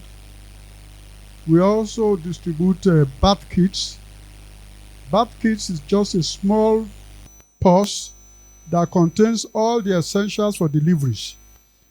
So any woman who has experienced our project does not need to go and buy Macintosh or buy gloves or buy sterilized blades and so on and so forth. That is also a part of our project. There is a specialized contraceptives that is called LNG IUS. LNG IUS is a combination of barrier and hormone contraceptives, just like IUD, but it has also a hormone component.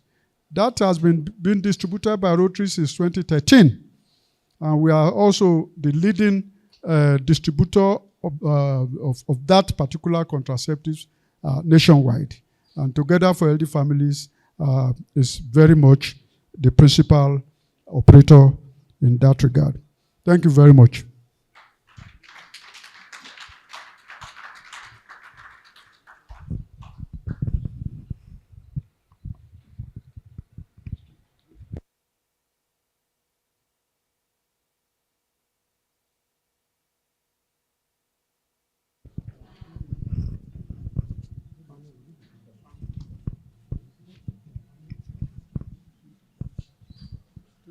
Thank you very much, Prof. and Toyosi, for that very good presentation. Please, a round of applause for them again. All right, so I think we can take a few questions. If there are any questions or clarifications regarding what they just made a presentation on, you can just indicate with a show of a hand, and then someone will get the mic to you, except if there are no questions at all.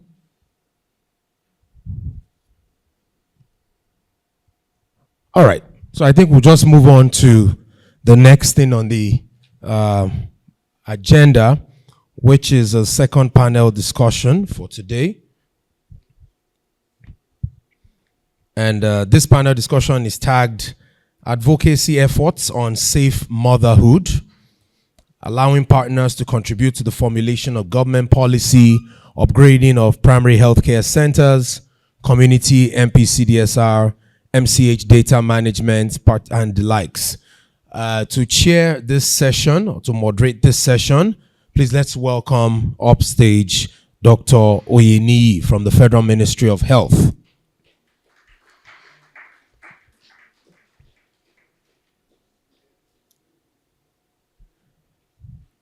Also, we on this for the panelists, we're supposed to have a representative of MPHCDA, but I don't know, I think he had to leave. But we have the Technical Director of TA Connect in the person of Dr. Lai Jayola. Please, a round of applause for him, please.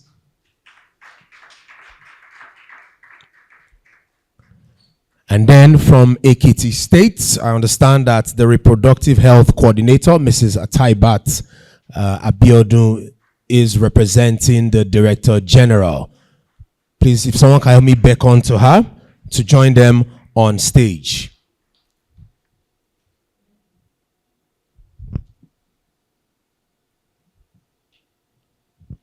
So I'll just hand over the mic to Dr. Oyeni while Mrs. Taibat joins them on stage in just a moment. Thank you, sir. Thank you very much. I hope we are still alive. Yeah, some of us are a little bit tired. Please just give us for some time before we take the lunch. We'll be very quick to eat. We have 2 persons that are absent. So we'll try and explain some of them that we can explain for us inside well. So I want to welcome us to this second panel. My name is Dr. Samuel Oyeni. I'm the of the Family Health Department, Federal Ministry of Health. And I have with me, for now, we are still expecting 1 or 2 people. Yes. We have Dr. Lai Jayola from TA Connect. I will introduce him as the country director. He's the one that we know. He's not the country director, but he's an advocate. And I believe all of us were all advocates. Are we all advocates? Who wants to be an advocate? Everybody wants to be an advocate. I have a lot of time because I have only one panelist here. You know, there is this program on television, they always say, who wants to be a millionaire? Everybody will raise up their hand. And I'm asking now, who wants to be an advocate? Nobody's raising hand. Okay, let me ask, who wants to be a millionaire? Everybody must be an advocate. Yes, we must all be an advocate for the reduction of maternal, newborn, and child health. Dr. Jayola is, I'll just read, like I said, with Jayola very well. Jayola is the technical director and advisor to TA Connect. Is here in FC Abuja. So you are welcome, sir. And thank you for coming. So we just go on to question, and we are going to have time for question 2. So if you have any question, you can just write down as we ask and answer the question. So, Dr.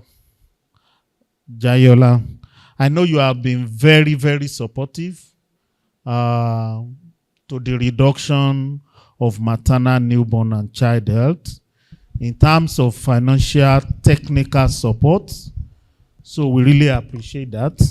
Let me use also this time to also appreciate BMGF for the support that you have been having together for the reduction of maternal mortality. Now, the first question.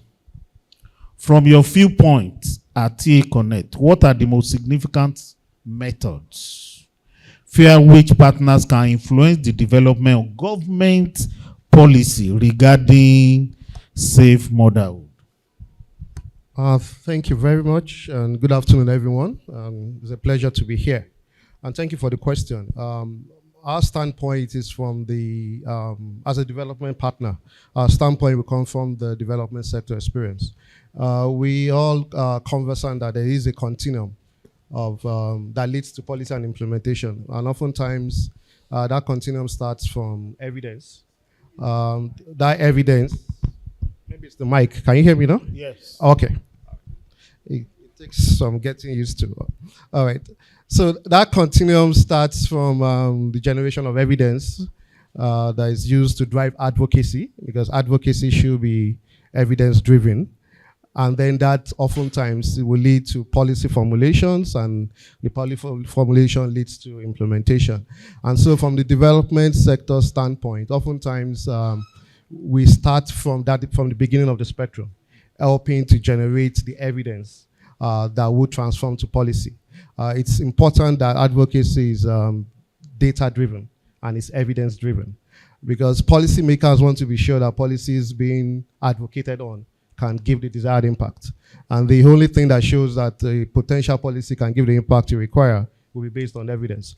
And so from our end, what we've done as a relatively new organization is to join a coalition of partners within the maternal and newborn health space to help in curating evidence that can be used for advocacy, and to use that to push advocacy into policy and to also take it forward. Oftentimes there's a chasm between policy and implementation. A lot of things often stop at policy level. Nigeria is replete with a lot of policies. I'm not sure all of those policies have been implemented. Of course, fidelity of implementation is another issue. Oftentimes, even when it's implemented, like you mentioned, there are policies at the federal level that have not been cascaded at the state level. And so from the standpoint of a development partner, another key role we play is helping to move the spectrum along from policy to implementation.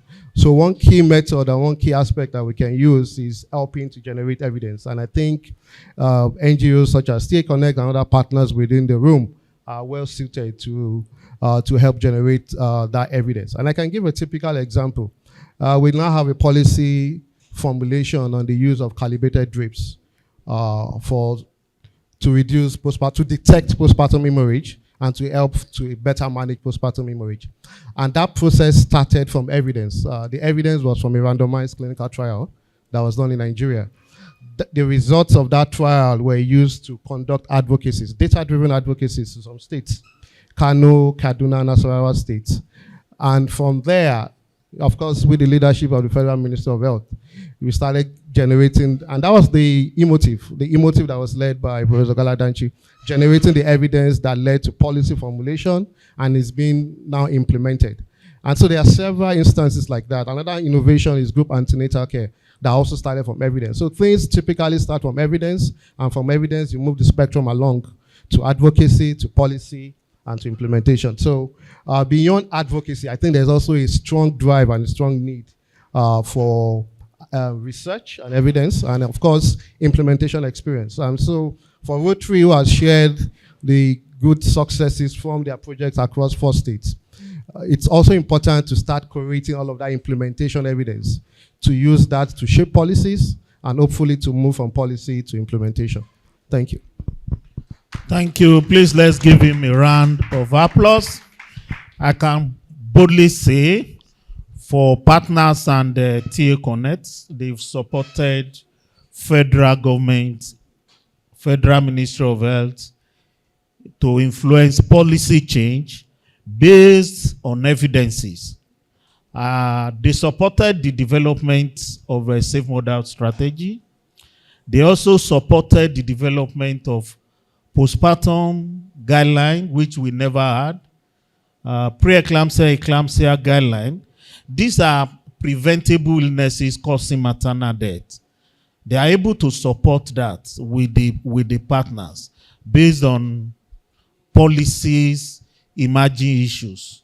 So, and we have uploaded those things on the website so that people at the subnational level can assess it. So they'll be able to influence that.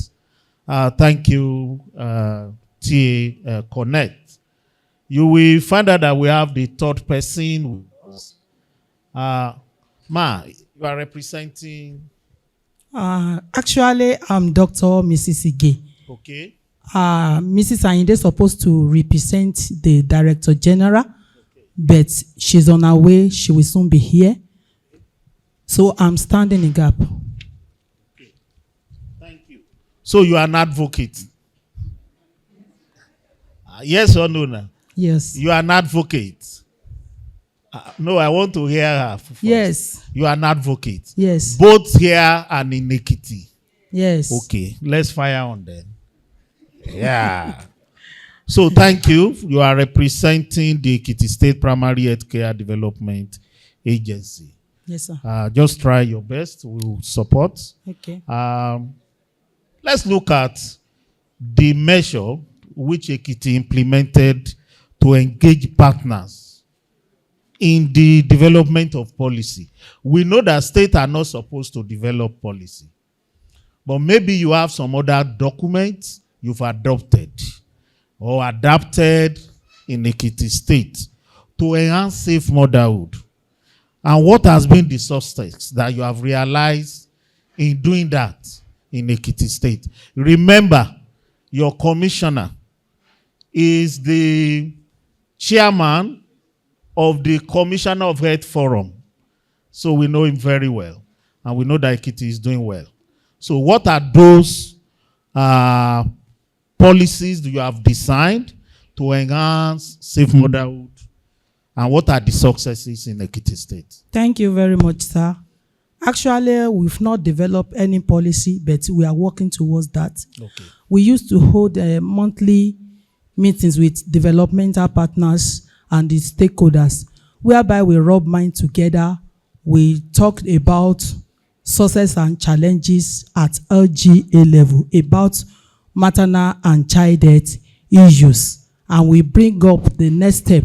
So doing that is actually helping us to work on the maternal and child health programs at LGA level. And apart from that, the state government is supporting programs to enhance the health system, most especially on maternal and child health programs.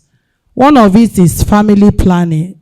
Like my PS said, we are now doing the quarterly review meeting. We do supportive supervision. You know, she told us the other time that with the help of Rotary International, the health workers had been trained on EMOC and LAC. So if we just train these people and there is no follow-up, there will be no progress. The objective of the training will be defeated. So as a result of that, we do supportive supervisions to know how this training are being executed in the local government. We did not limit it to Ijero and other local governments that have been selected by Rotary International. We've extended it to other local governments.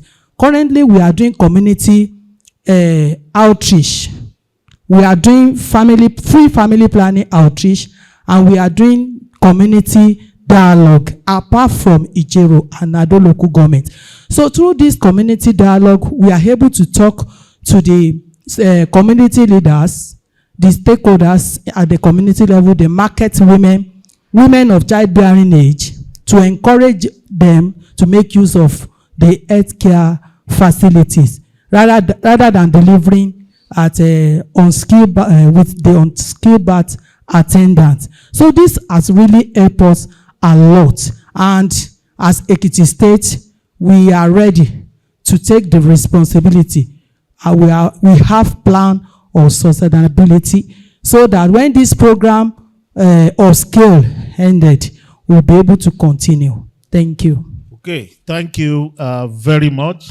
Please let's give her a round of applause. Yes, you might not have developed some documents. Like I said, policy might not be there.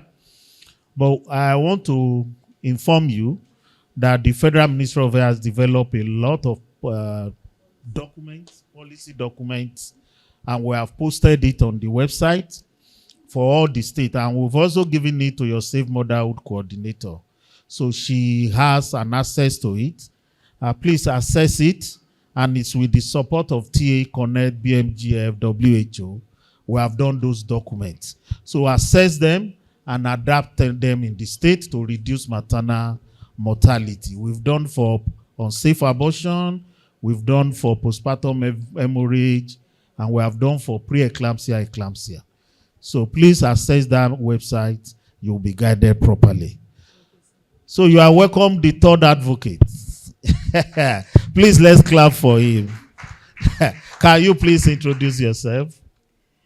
Thank you very much. Yes. First, I want to greet you, my director. I'm Aminu. Yeah. And I'm one of the technical assistants working with the special advisor to the president on health. So you are welcome. Thank you. So who are you? Okay, I've seen who you are representing. So thank you for coming. So let's just look at how do you think government guarantee that essential stakeholders are substantively engaged in the development of policy plans and guidelines regarding safe motherhood. How can the government guarantee that essential stakeholders are substantively engaged in that development? Thank you very much, Dr. Koyeni. Yeah. So if we look at the Renewed Hope agenda of President Bola Ahmed Tinubu GCFR, we could see that there's a lot of emphasis on citizens' engagement. Now, when we look at that terminology, it's actually broad, but it comes with the highest political will, if you will. Like from the manifesto of Mr. President, he has already indicated his commitment to grassroots mobilization and engagement in order to support citizens-focused government interventions and their successful implementation. And I think that's where also the Federal Ministry of Health, in my own understanding, has also picked that up, even in the recently launched MAMI initiative or project, where it has stated its commitment to engage or reactivate or re-empower ward development committees and also the traditional rulers and the community leaders at the grassroots level so that they can facilitate government intervention to crash maternal mortality and to improve child survival.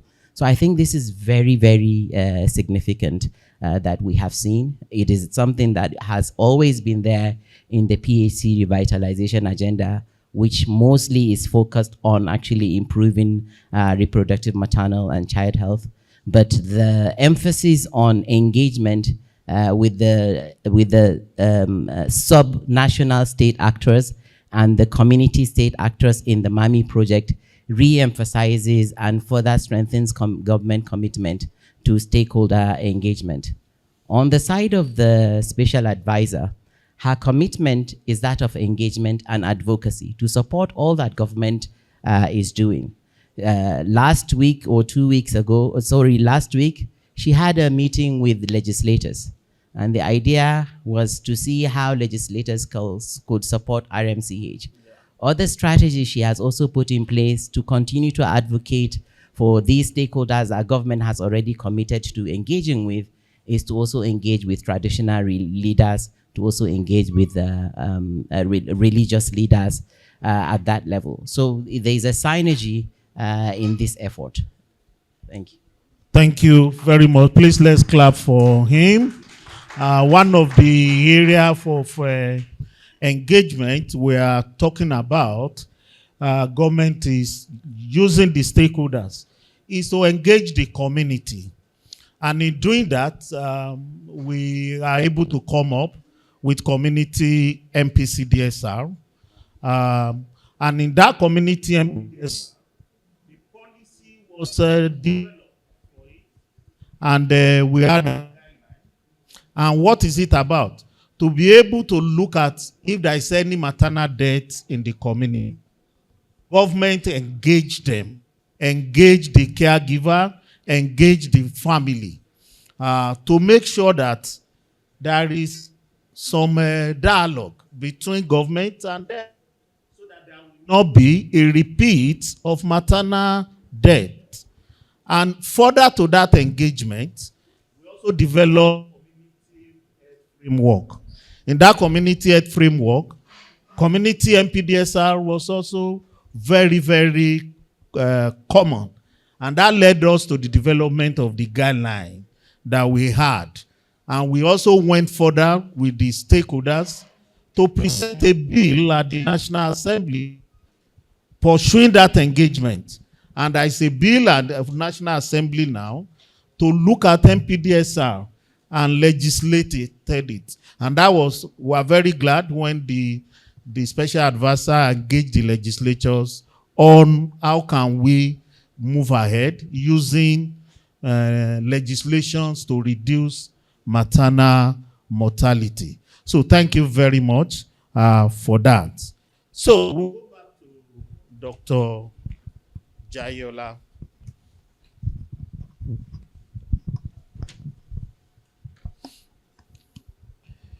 So in what way do you think TA Connect can assist or partner with local health organizations to enhance the upgrading of primary health care centers for the betterment of maternal health services? Thank you very much. Infrastructure is a critical pillar of PHC revitalization. It's also a very important aspect of quality of care. And so the reasons mothers and newborn die at times is because of lack of infrastructure and critical equipment. And so those are very, very critical pillars for ongoing government efforts to improve outcomes for mothers and newborn.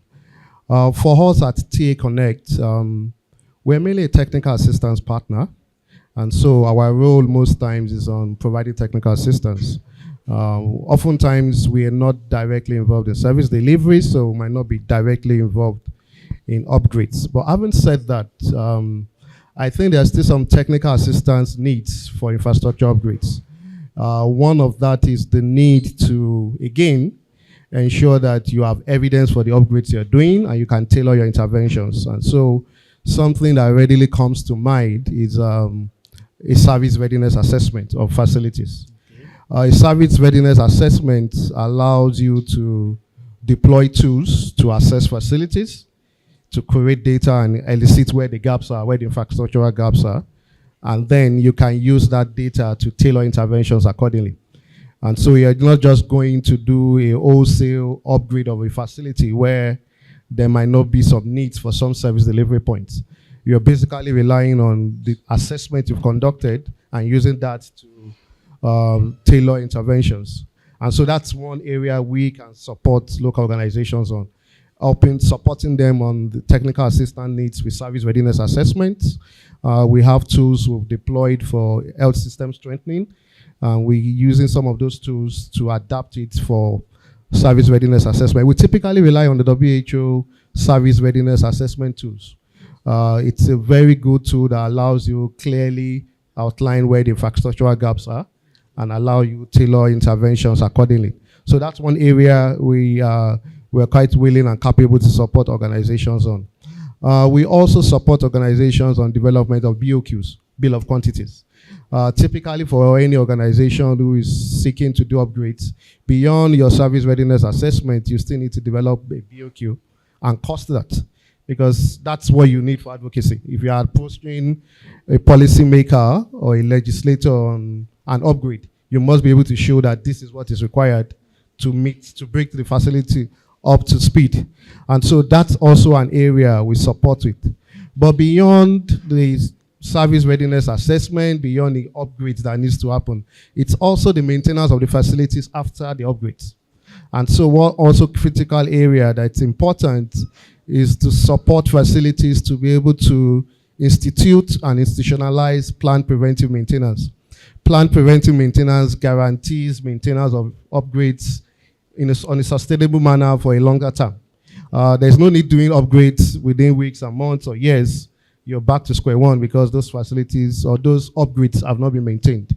And so planned preventive maintenance is also as important as even the upgrades you're doing, because beyond the upgrades, equipment needs to be maintained, facilities need to be maintained. And so the upskilling of facility workers on planned preventive maintenance, the support with planned preventive maintenance tools, so that on a routine basis they can institutionalize and sustain the maintenance of upgrades that have been done is also very, very important.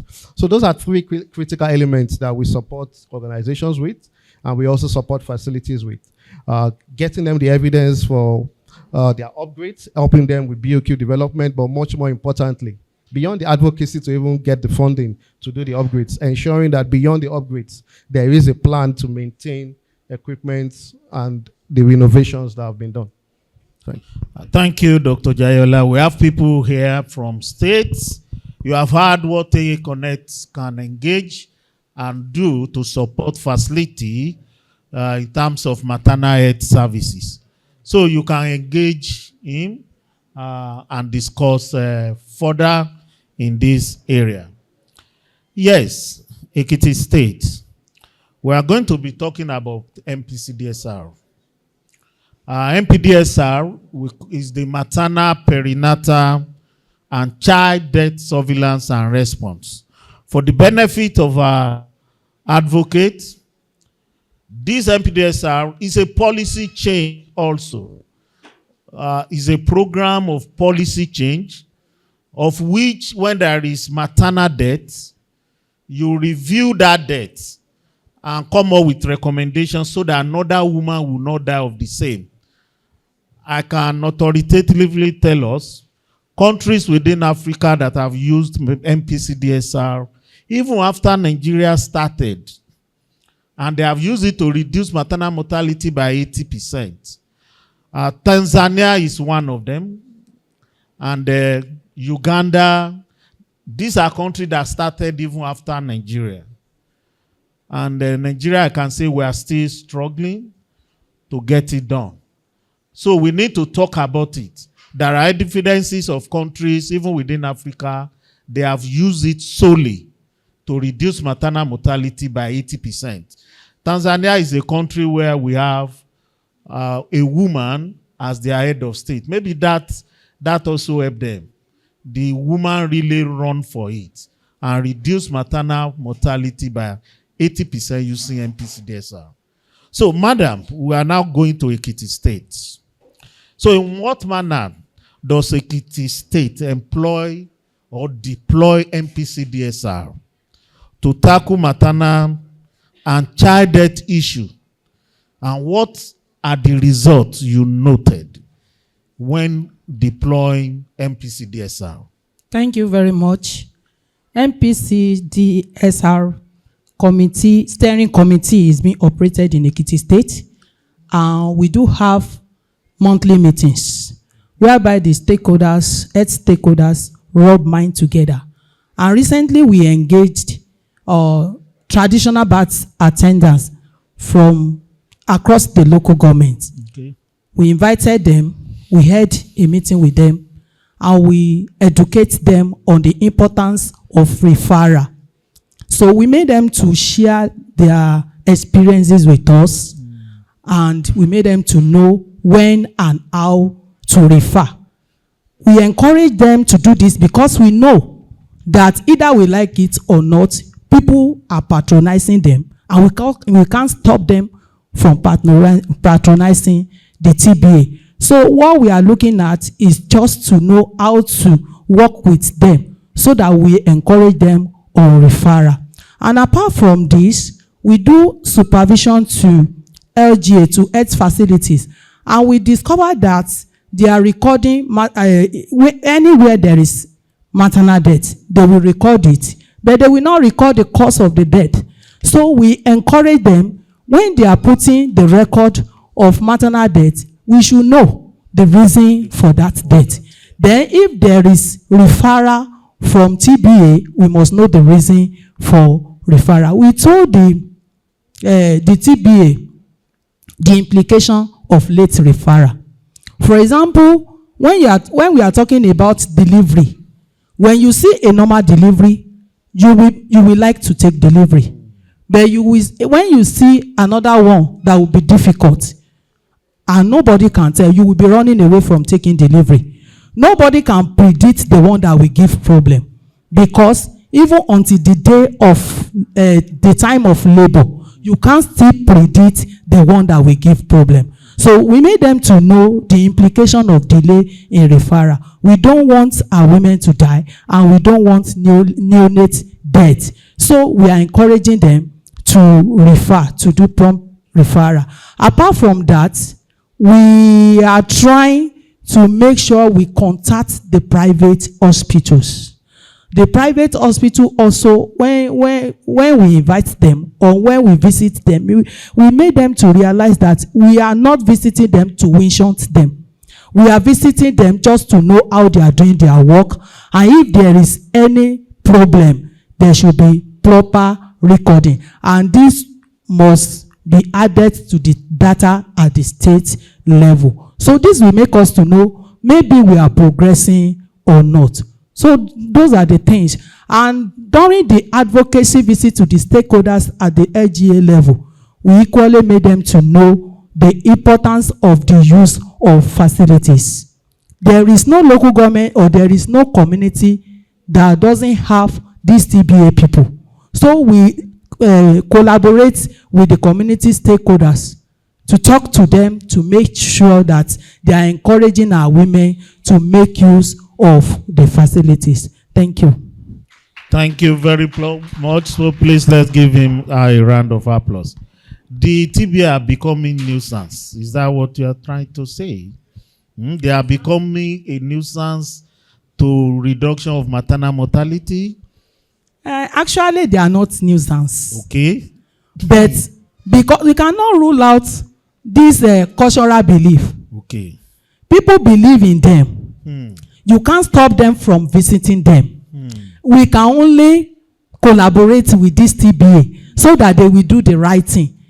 Our target is to reduce maternal and child mortality. Is that not so? Yes. As a result, we are going to look at what can work with us. If we are saying we want to stop women from patronizing them, we will not achieve anything. So that is why we are saying these people, let us rub minds together with them so that we'll be able to achieve our own aim. Thank you very much. Let's give her a round of applause. Dr. Aminu, let's look at another policy change. Primary health care centers.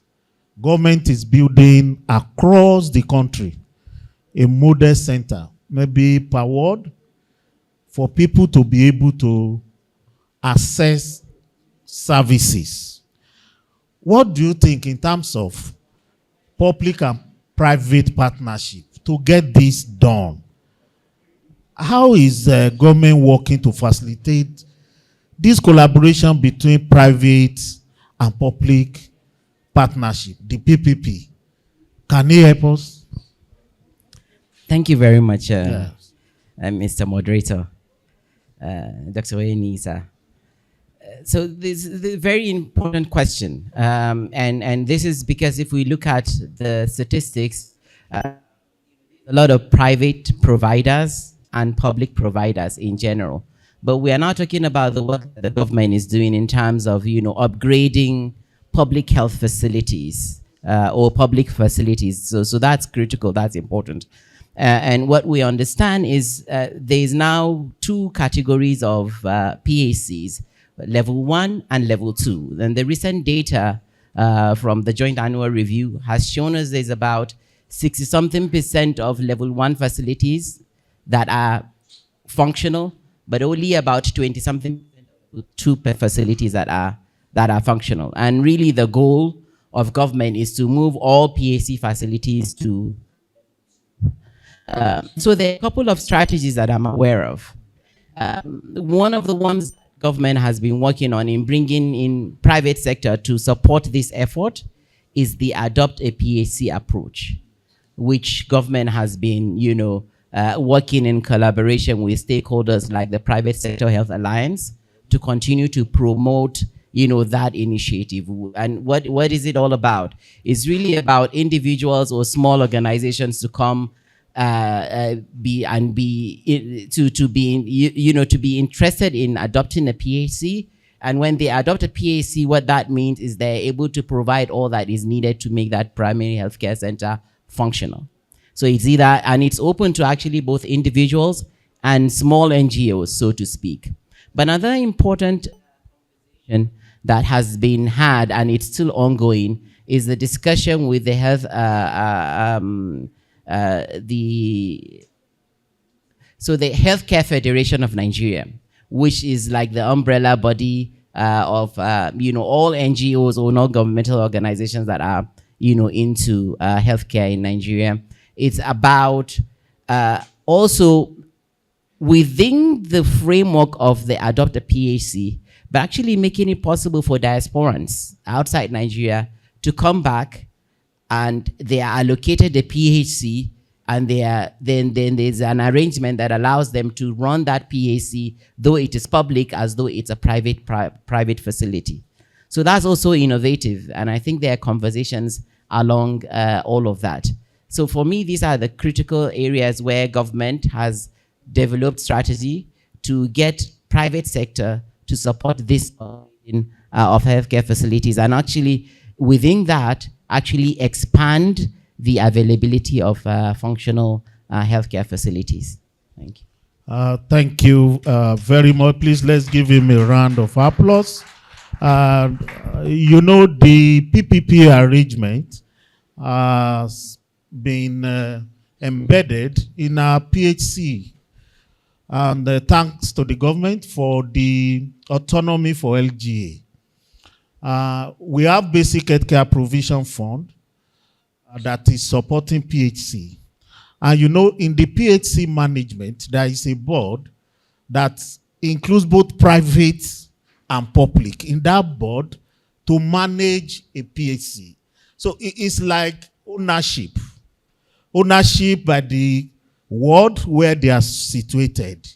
And it's a good arrangement to see that maybe the WDC chairman with somebody from the LGA, they are co-managing a facility and moving it forward to make sure that the facility also work. So if that is scaled up well, it's going to help. It's an arrangement some countries have used and we have copied, and it's working very well. It's just to monitor. Another second example is on coordination. For TWGs and sub-TWG, especially at the national level, we have been able to collaborate with private sector very well. And I can tell you, the Safe Model sub-TWG is chaired by Professor Lufadeju. The sub-TWG of the Safe Model is a private sector. And we have been able to collaborate. He has chaired it very well. Most of the changes you are seeing in Safe Motherhood, he was part of it till now. So that collaboration seriously helped, and we are making decisions to change the narrative and reduce maternal mortality. These are just few examples that we want people to emulate. There is a need for public-private collaboration, partnership, for us to be able to move forward. They have a role to play to reduce maternal mortality and to advocate. Many a times he goes to the minister to advocate for the reduction of, because he's the chairman of the same model sub-TWG. So it's very, very important. So that's an example of safe motherhood, collaboration, and partnership with private sector at the national level. So we are going to go to the last round of the questions so that we can questions from our advocates that are waiting for us. Yeah. Okay, let's go on to TA Connect. Are you ready? You're ready. Yeah. So what best practices can TA Connect provide about efficient mother and child and child health data handling at both neighborhood and national level? Thank you for the question. So the question is around data. I mean, data is vitally important for decision making. It helps us demonstrate the outcomes and whether we are on path towards meeting the targets we've set for ourselves as a country and as a people. And so at the core of the issues around data, I think it's data quality with all of the dimensions of data quality. Availability, validity, completeness, timeliness, and also, of course, whether we're actually using that data for decision making. But much more important is also the need for data integration, particularly from the community to the facility. And so having that strong nexus between the community and the facility transcends just service delivery. It must also reflect in data use and data availability. And so as we continuously look at strengthening referrals and the continuity of care, data must be a critical element that cuts across that continuum, ensuring that data is available at the community and is being used at the community level. And so that brings to mind the need to upskill healthcare workers on data management, including the collection, analysis, and use of data for decision making and to improve their programs. But much more importantly, at the community level, we need to get community structures involved in the use of data. Not only collecting data, but also using that data for decision making. And so community structures like ward development committees are important to build their capacity to be able to use the data coming from their catchment facilities for use. And so innovative approaches this is the time for innovation. And so innovative approaches like electronic community-based health management information system is the way to go. As the government of Nigeria continues to roll out the chips and all these community structures, we must start capacitating them on electronic means of data generation, getting the community involved in data collection, but much more importantly in data use. Because I think the zenith we need to reach, the peak we need to reach is data use. A lot of data collection happens and hardly most of that data is used for decision making. And so for reasons of accountability, for reasons of ownership, for reasons of participation of the community in maternal and newborn health programs, community structures must increasingly not only collect their data like they're already doing, but begin to use that data for decision making. And so innovations such as the community HMI, community-based health management information system, that is integrated into the National Health Management Information System, allows that continuity and integration of data, and also allows community structures begin to use their data. You already mentioned community MPDSL. It's also centered around data. Again, that's the place we need to get to. Communities must own this data process, and they must continuously use that data. And to do that, we require upskilling. We will need to train, we will need to deploy tools, we will need to provide structured mentorships, we will need to provide support. And we can do all of that leveraging the current systems. The systems currently exist. There is already the WDCs who have the nexus between the facility and the communities. So we have a platform and a structure we can use at the community level. Healthcare workers also have a connection to their communities. And so building capacity, making innovations available, deploying those innovations, and much more importantly, integrating those innovations into existing systems for sustainability and scale. It's really where we need to get to ensure that we can not only have data, but also data of the requisite standard and quality that we can use to inform programs and we can use to really measure the progress we are making as a country and as a people. Thank you. Thank you, Dr. Ajayo. Thank you much. You have stressed the need for community interventions between government and community. And for government, we've been able to develop a policy document for community health framework. In that framework, we have how can we relate together. Both the community MPDSR is for mortality, and we're already generating that data at the community level on maternal death, perinatal death, child death. And we have the technology where they can enter data from the community for maternal mortality, for mortality. But when you look at the community HMIS, we have put it together, but we are not there. We have piloted, over some years, we've not been able to come up with a community health information system for morbidity, for decision making. So it's only the maternal mortality we've been able to do through the community MPDSR that we are now generating data. It is true, any intervention without community components, you may not be able to meet your target. And we need to make sure that we enter the community to get those interventions on the line for us to be able to meet our target. It's not only facility alone. And government has put all these things in place for community interventions. So thank you, Dr. Lai.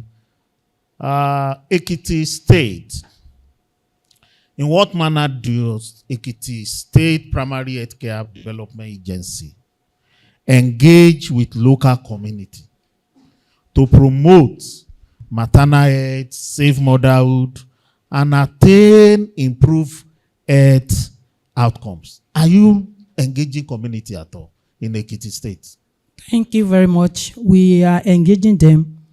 We engage technical working group leaders. Okay. We have monthly meetings with them. There we talk about the progress report, and we made them to associate with the facilities under them, under their local government. And this technical working group is based on the wards under each local government. Every ward are represented with technical working group committee leader. So they used to meet and they discuss about progress reports. Then they give feedback to the Primary Healthcare Development Agency. So then we have meetings with them on a monthly basis. We discuss with them. Then we tell them the way forward. We ask them to encourage the community members to make use of the health facilities for safe delivery. Now we have different kinds of health programs in Ekiti. Part of it is Olerawa. We have a BACPF, and we made them to know that they have to visit this hospital on no cost, because some of these local women, they are not aware of that BACPF or Olerawa. They are not all that educated about the operation of these programs. But when you are using the community person that is among them, they will be able to believe the person. And through this, we can see the increase in the facility use. Thank you very much. Please, let's give her a round of applause. Please, if you have questions, just write them down. We'll be taking them shortly. Dr. Aminu, what role does federal government foresee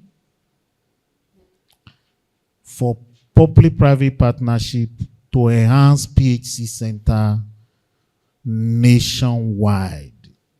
The role federal government foresee. So I think this is related to the last question Yes, that we spoke about, and I think I said some things and you expanded more on it. But then looking at it, maybe adding one or two other issues, right?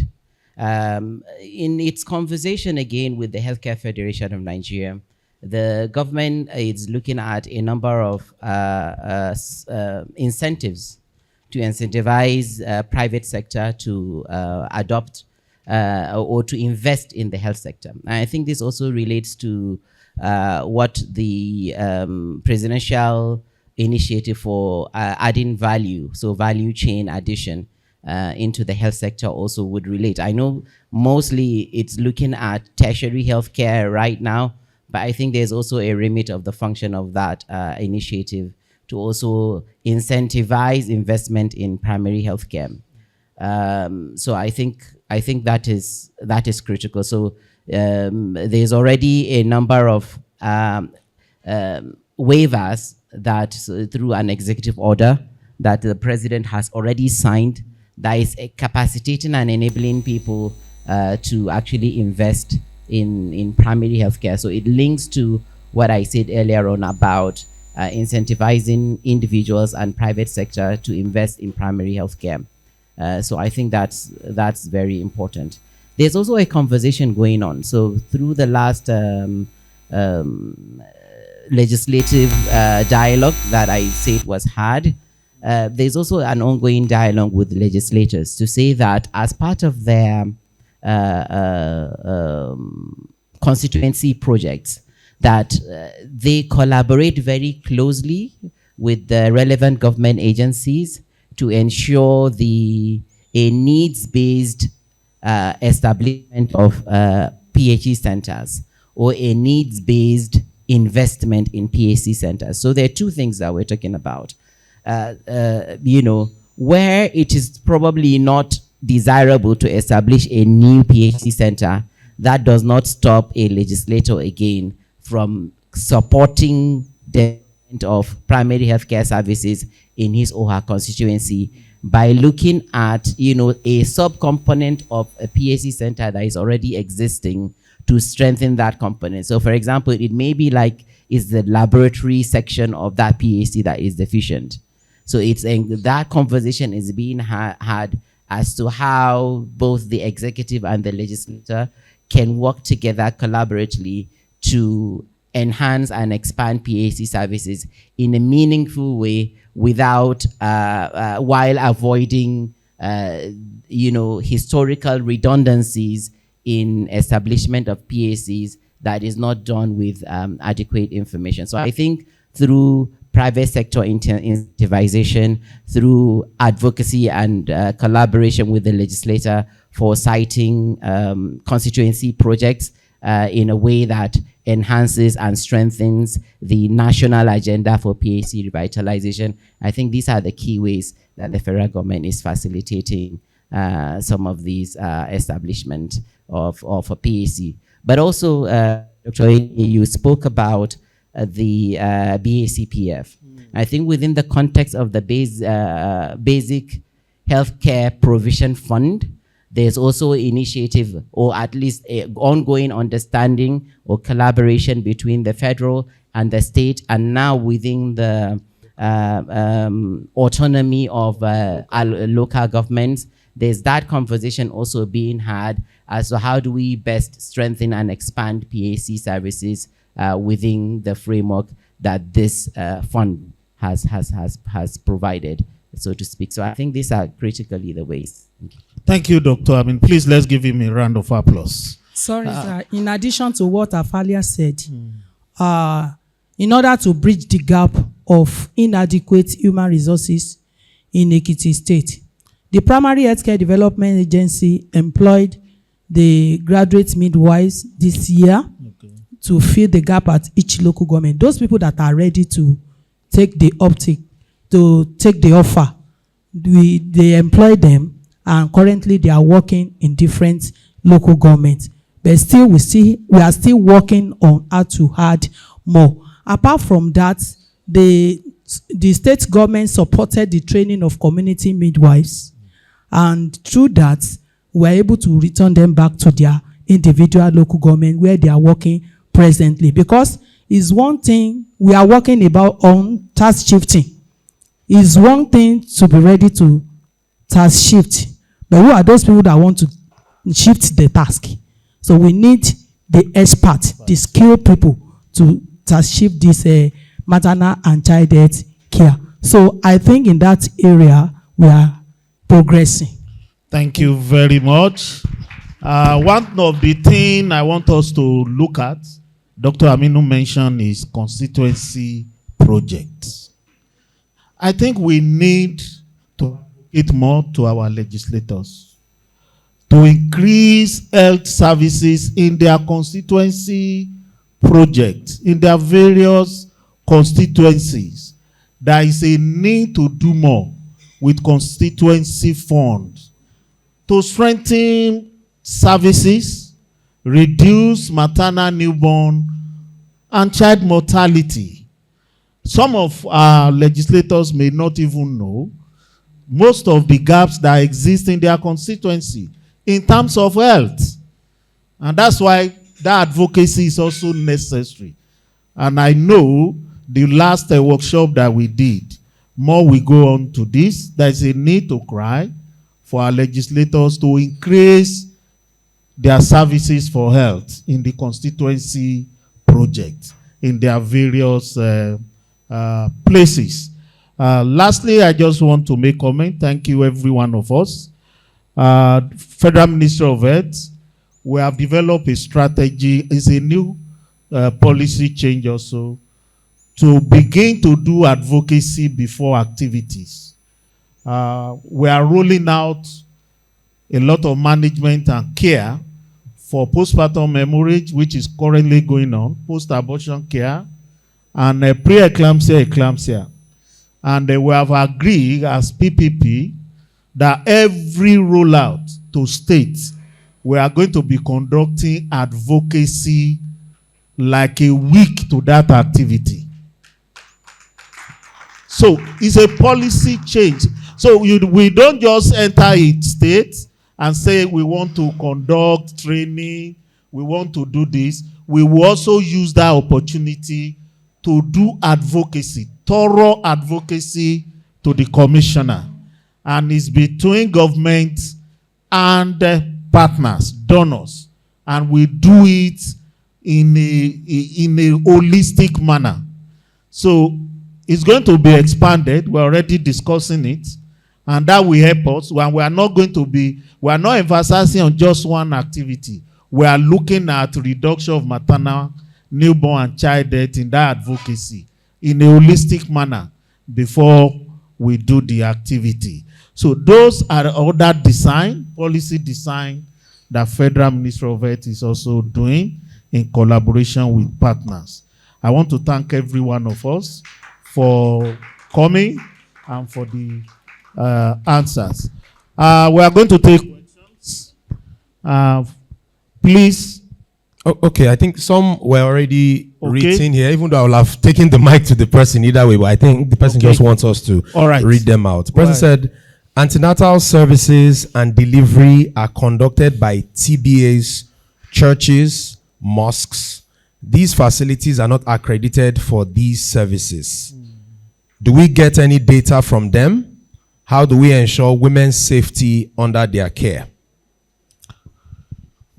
Does anybody wants to respond before let's hear from Ekiti what they are doing?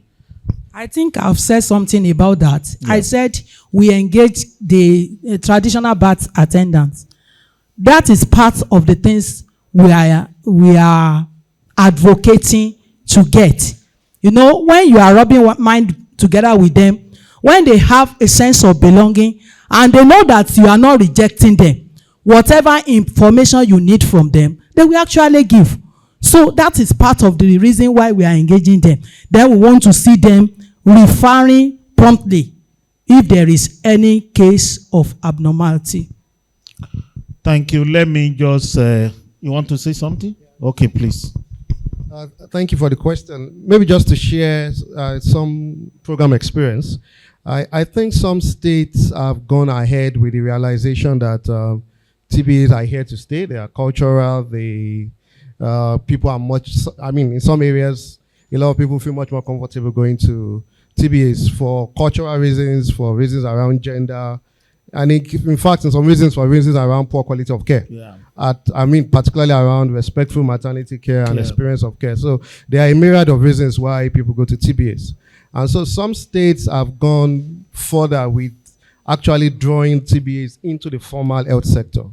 And so through setting up regulatory agencies that registers and enroll TBAs, so they've actively mapped out TBAs, they are registering them, they are building capacity, and also getting them to document, and also use that to strengthen referrals. So that might be the way to go depending on context. And I think the thing with Nigeria is 37 states, probably 37 distinct countries in terms of nuances and context. So the way to go might be probably for each state to look through what probably works best for you. Yeah. If the TBAs are that, and they are quite ubiquitous, they are almost everywhere.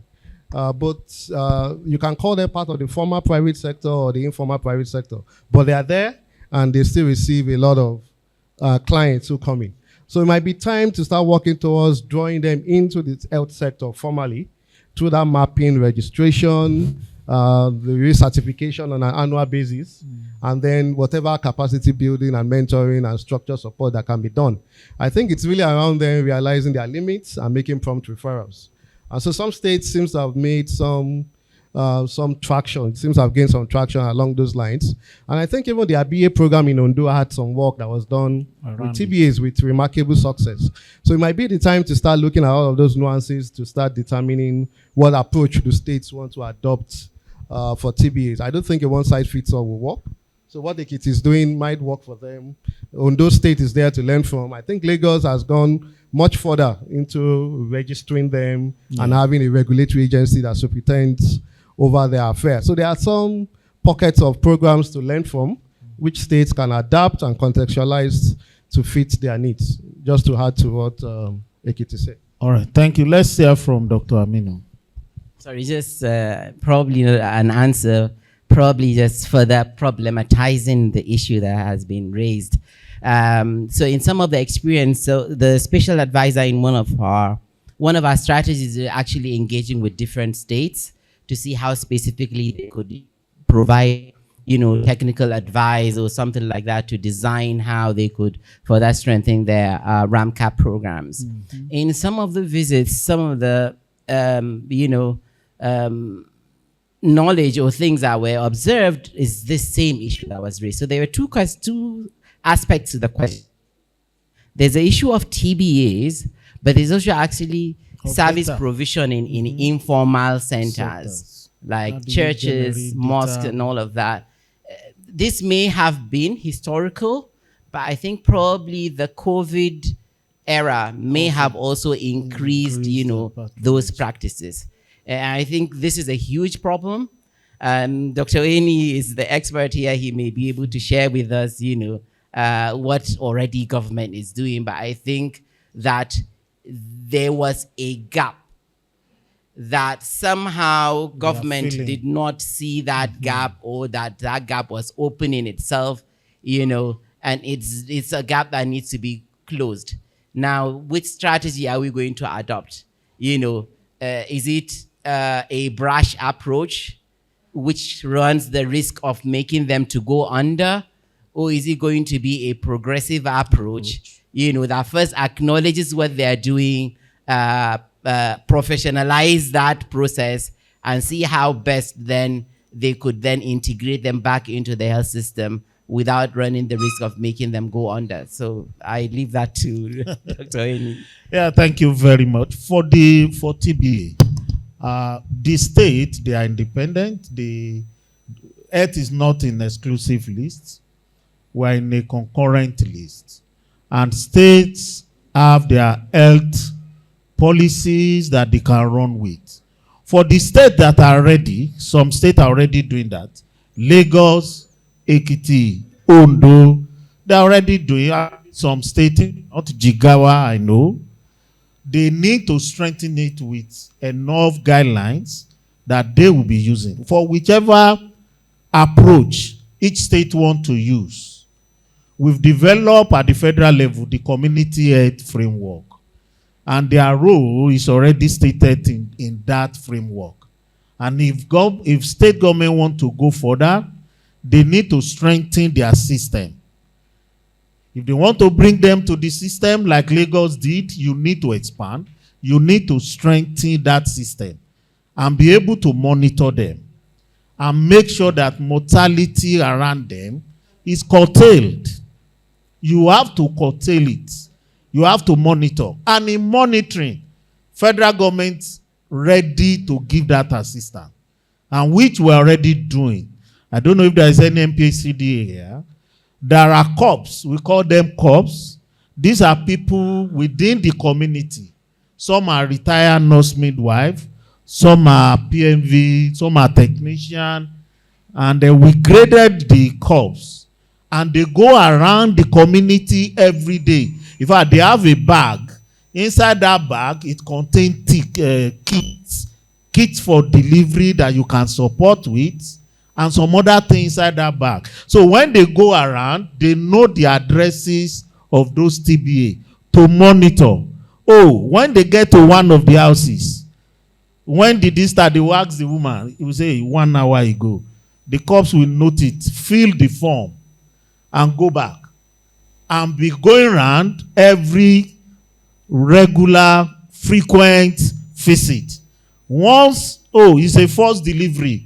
By 8-9 hours, it's supposed to deliver. She has not delivered.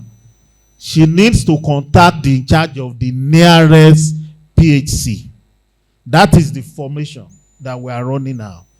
And that formation she will now make arrangement how to move her from that facility to government facility where they can be taken care of. And that is the monitoring that we have put in place. And if there is any support, after the woman has delivered to support, she has some of the medications in her bag to support the woman. And say, once she delivers, call me, you give this drug, she will be giving. So that monitoring from NPHCDA, and those people are being given some remunerations. We call them corps with the community. Some states are signed to it. As at the last count, I think about 20 or 24 states signed to that. And they have been able to monitor at the community level. If this is continuing and the states are ready to support with the autonomous of the LGA, I think we'll be able to reduce the mortality with the PHC structure being bring up to entertain maternal health services. We'll be able to reduce maternal mortality from the community. The community contribute about 60% of maternal mortality that we are talking about. And that takes me to data that we're also using. Using data to monitor what is going on in the community. And the MPDSR community, we are doing also efforts to get data directly of mortality from the community. The community health information system is not yet on board. So, but at least we have the community MPDSR to receive data and see what is happening at the community, which needs to be strengthened. So, that is the way is going on to support in terms of data collection that we are talking about. So, we have a system to collect data for mortality at the community. The system to collect morbidity is not yet in place. But for mortality, MPCDSR is collecting that data. That system is there, and states need to key into to strengthen it. Is there any other question there?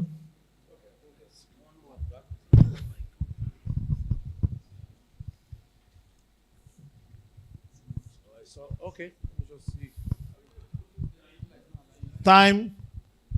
They said that's the last. Yeah, question. we'll just take maybe two and then wrap it up. Maybe for this ones, one person can respond instead of everybody. Only one left? Yeah. No, I said let's take two questions. Out of the panelists, one person can just respond each. That will save us time so that we can round off in 5 minutes. Okay. So thank you, Mr. Chair. And then I'd like to appreciate all the panelists for a very good outing. My question is directed at Dr. Aminu. Excited about the public-private partnership, the PHC. My concern is it going to be a public-private partnership for profit or not? Because one of the challenges we have is that the barriers to accessing healthcare is financial access. So if we're having this PPP at the PHC, is it for profit or not for profit? Thank you. Okay, Dr. Amin, maybe you can use Dr. Ini's mic so that I can just pass to the next person after that. Thank you very much. Sorry, I didn't get your name, sir. Dr. Ibrahim, thank you for that question. So this is my take, right? So there are two things I spoke about. The Adopt a PHC is a not-for-profit initiative. It's really people that are philanthropists that invest. So individuals or organizations can come and adopt a PHC probably as their corporate social responsibility to be able to do that. So that's entirely a non-profit initiative. The one where somebody is a diaspora and comes back to Nigeria is then allocated a PHC to run. Obviously, they're going to run that for profit. However, the thinking is that how that kind of PHC would be able to also provide social service is through the expansion of the BACPF, which there are ongoing conversations that BACPF should not cover only public facilities, but it should also attend to people that are attending private healthcare facilities. But so these are the two prongs to it. Dr. Eni?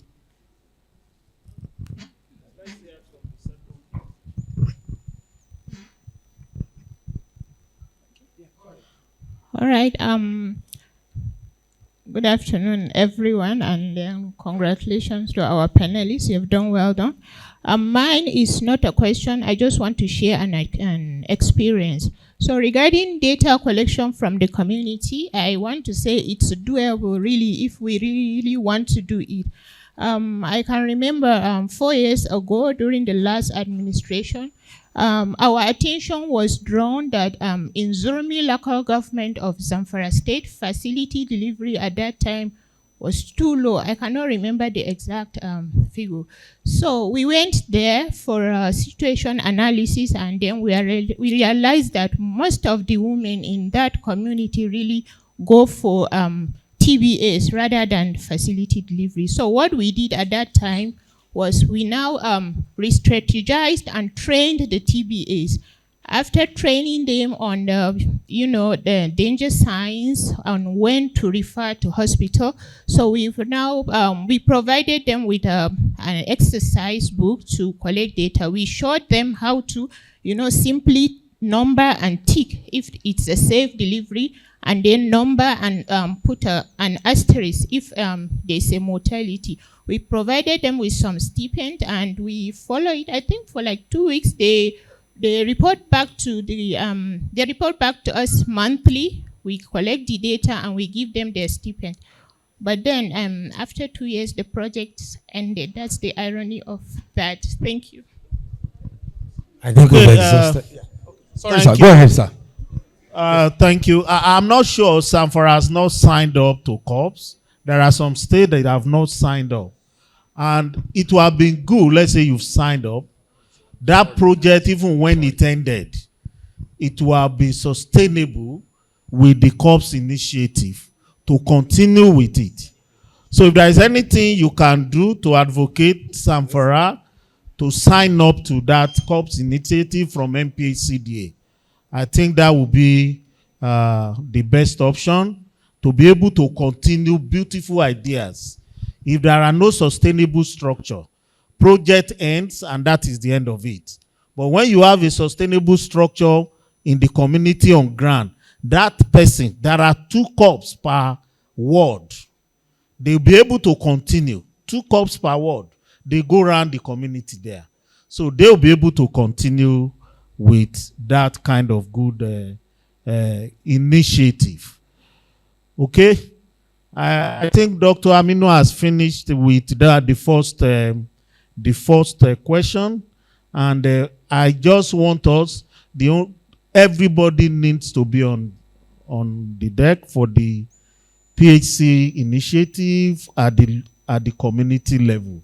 We need to put everything, and whichever gap of funding that is there, and the only one I can remember now is the constituency project. Everybody's hands are there. Donor, Basic Healthcare Provision Fund, SWAP, development partner, everybody is moving. Government is moving. We need constituency project to move to the communities.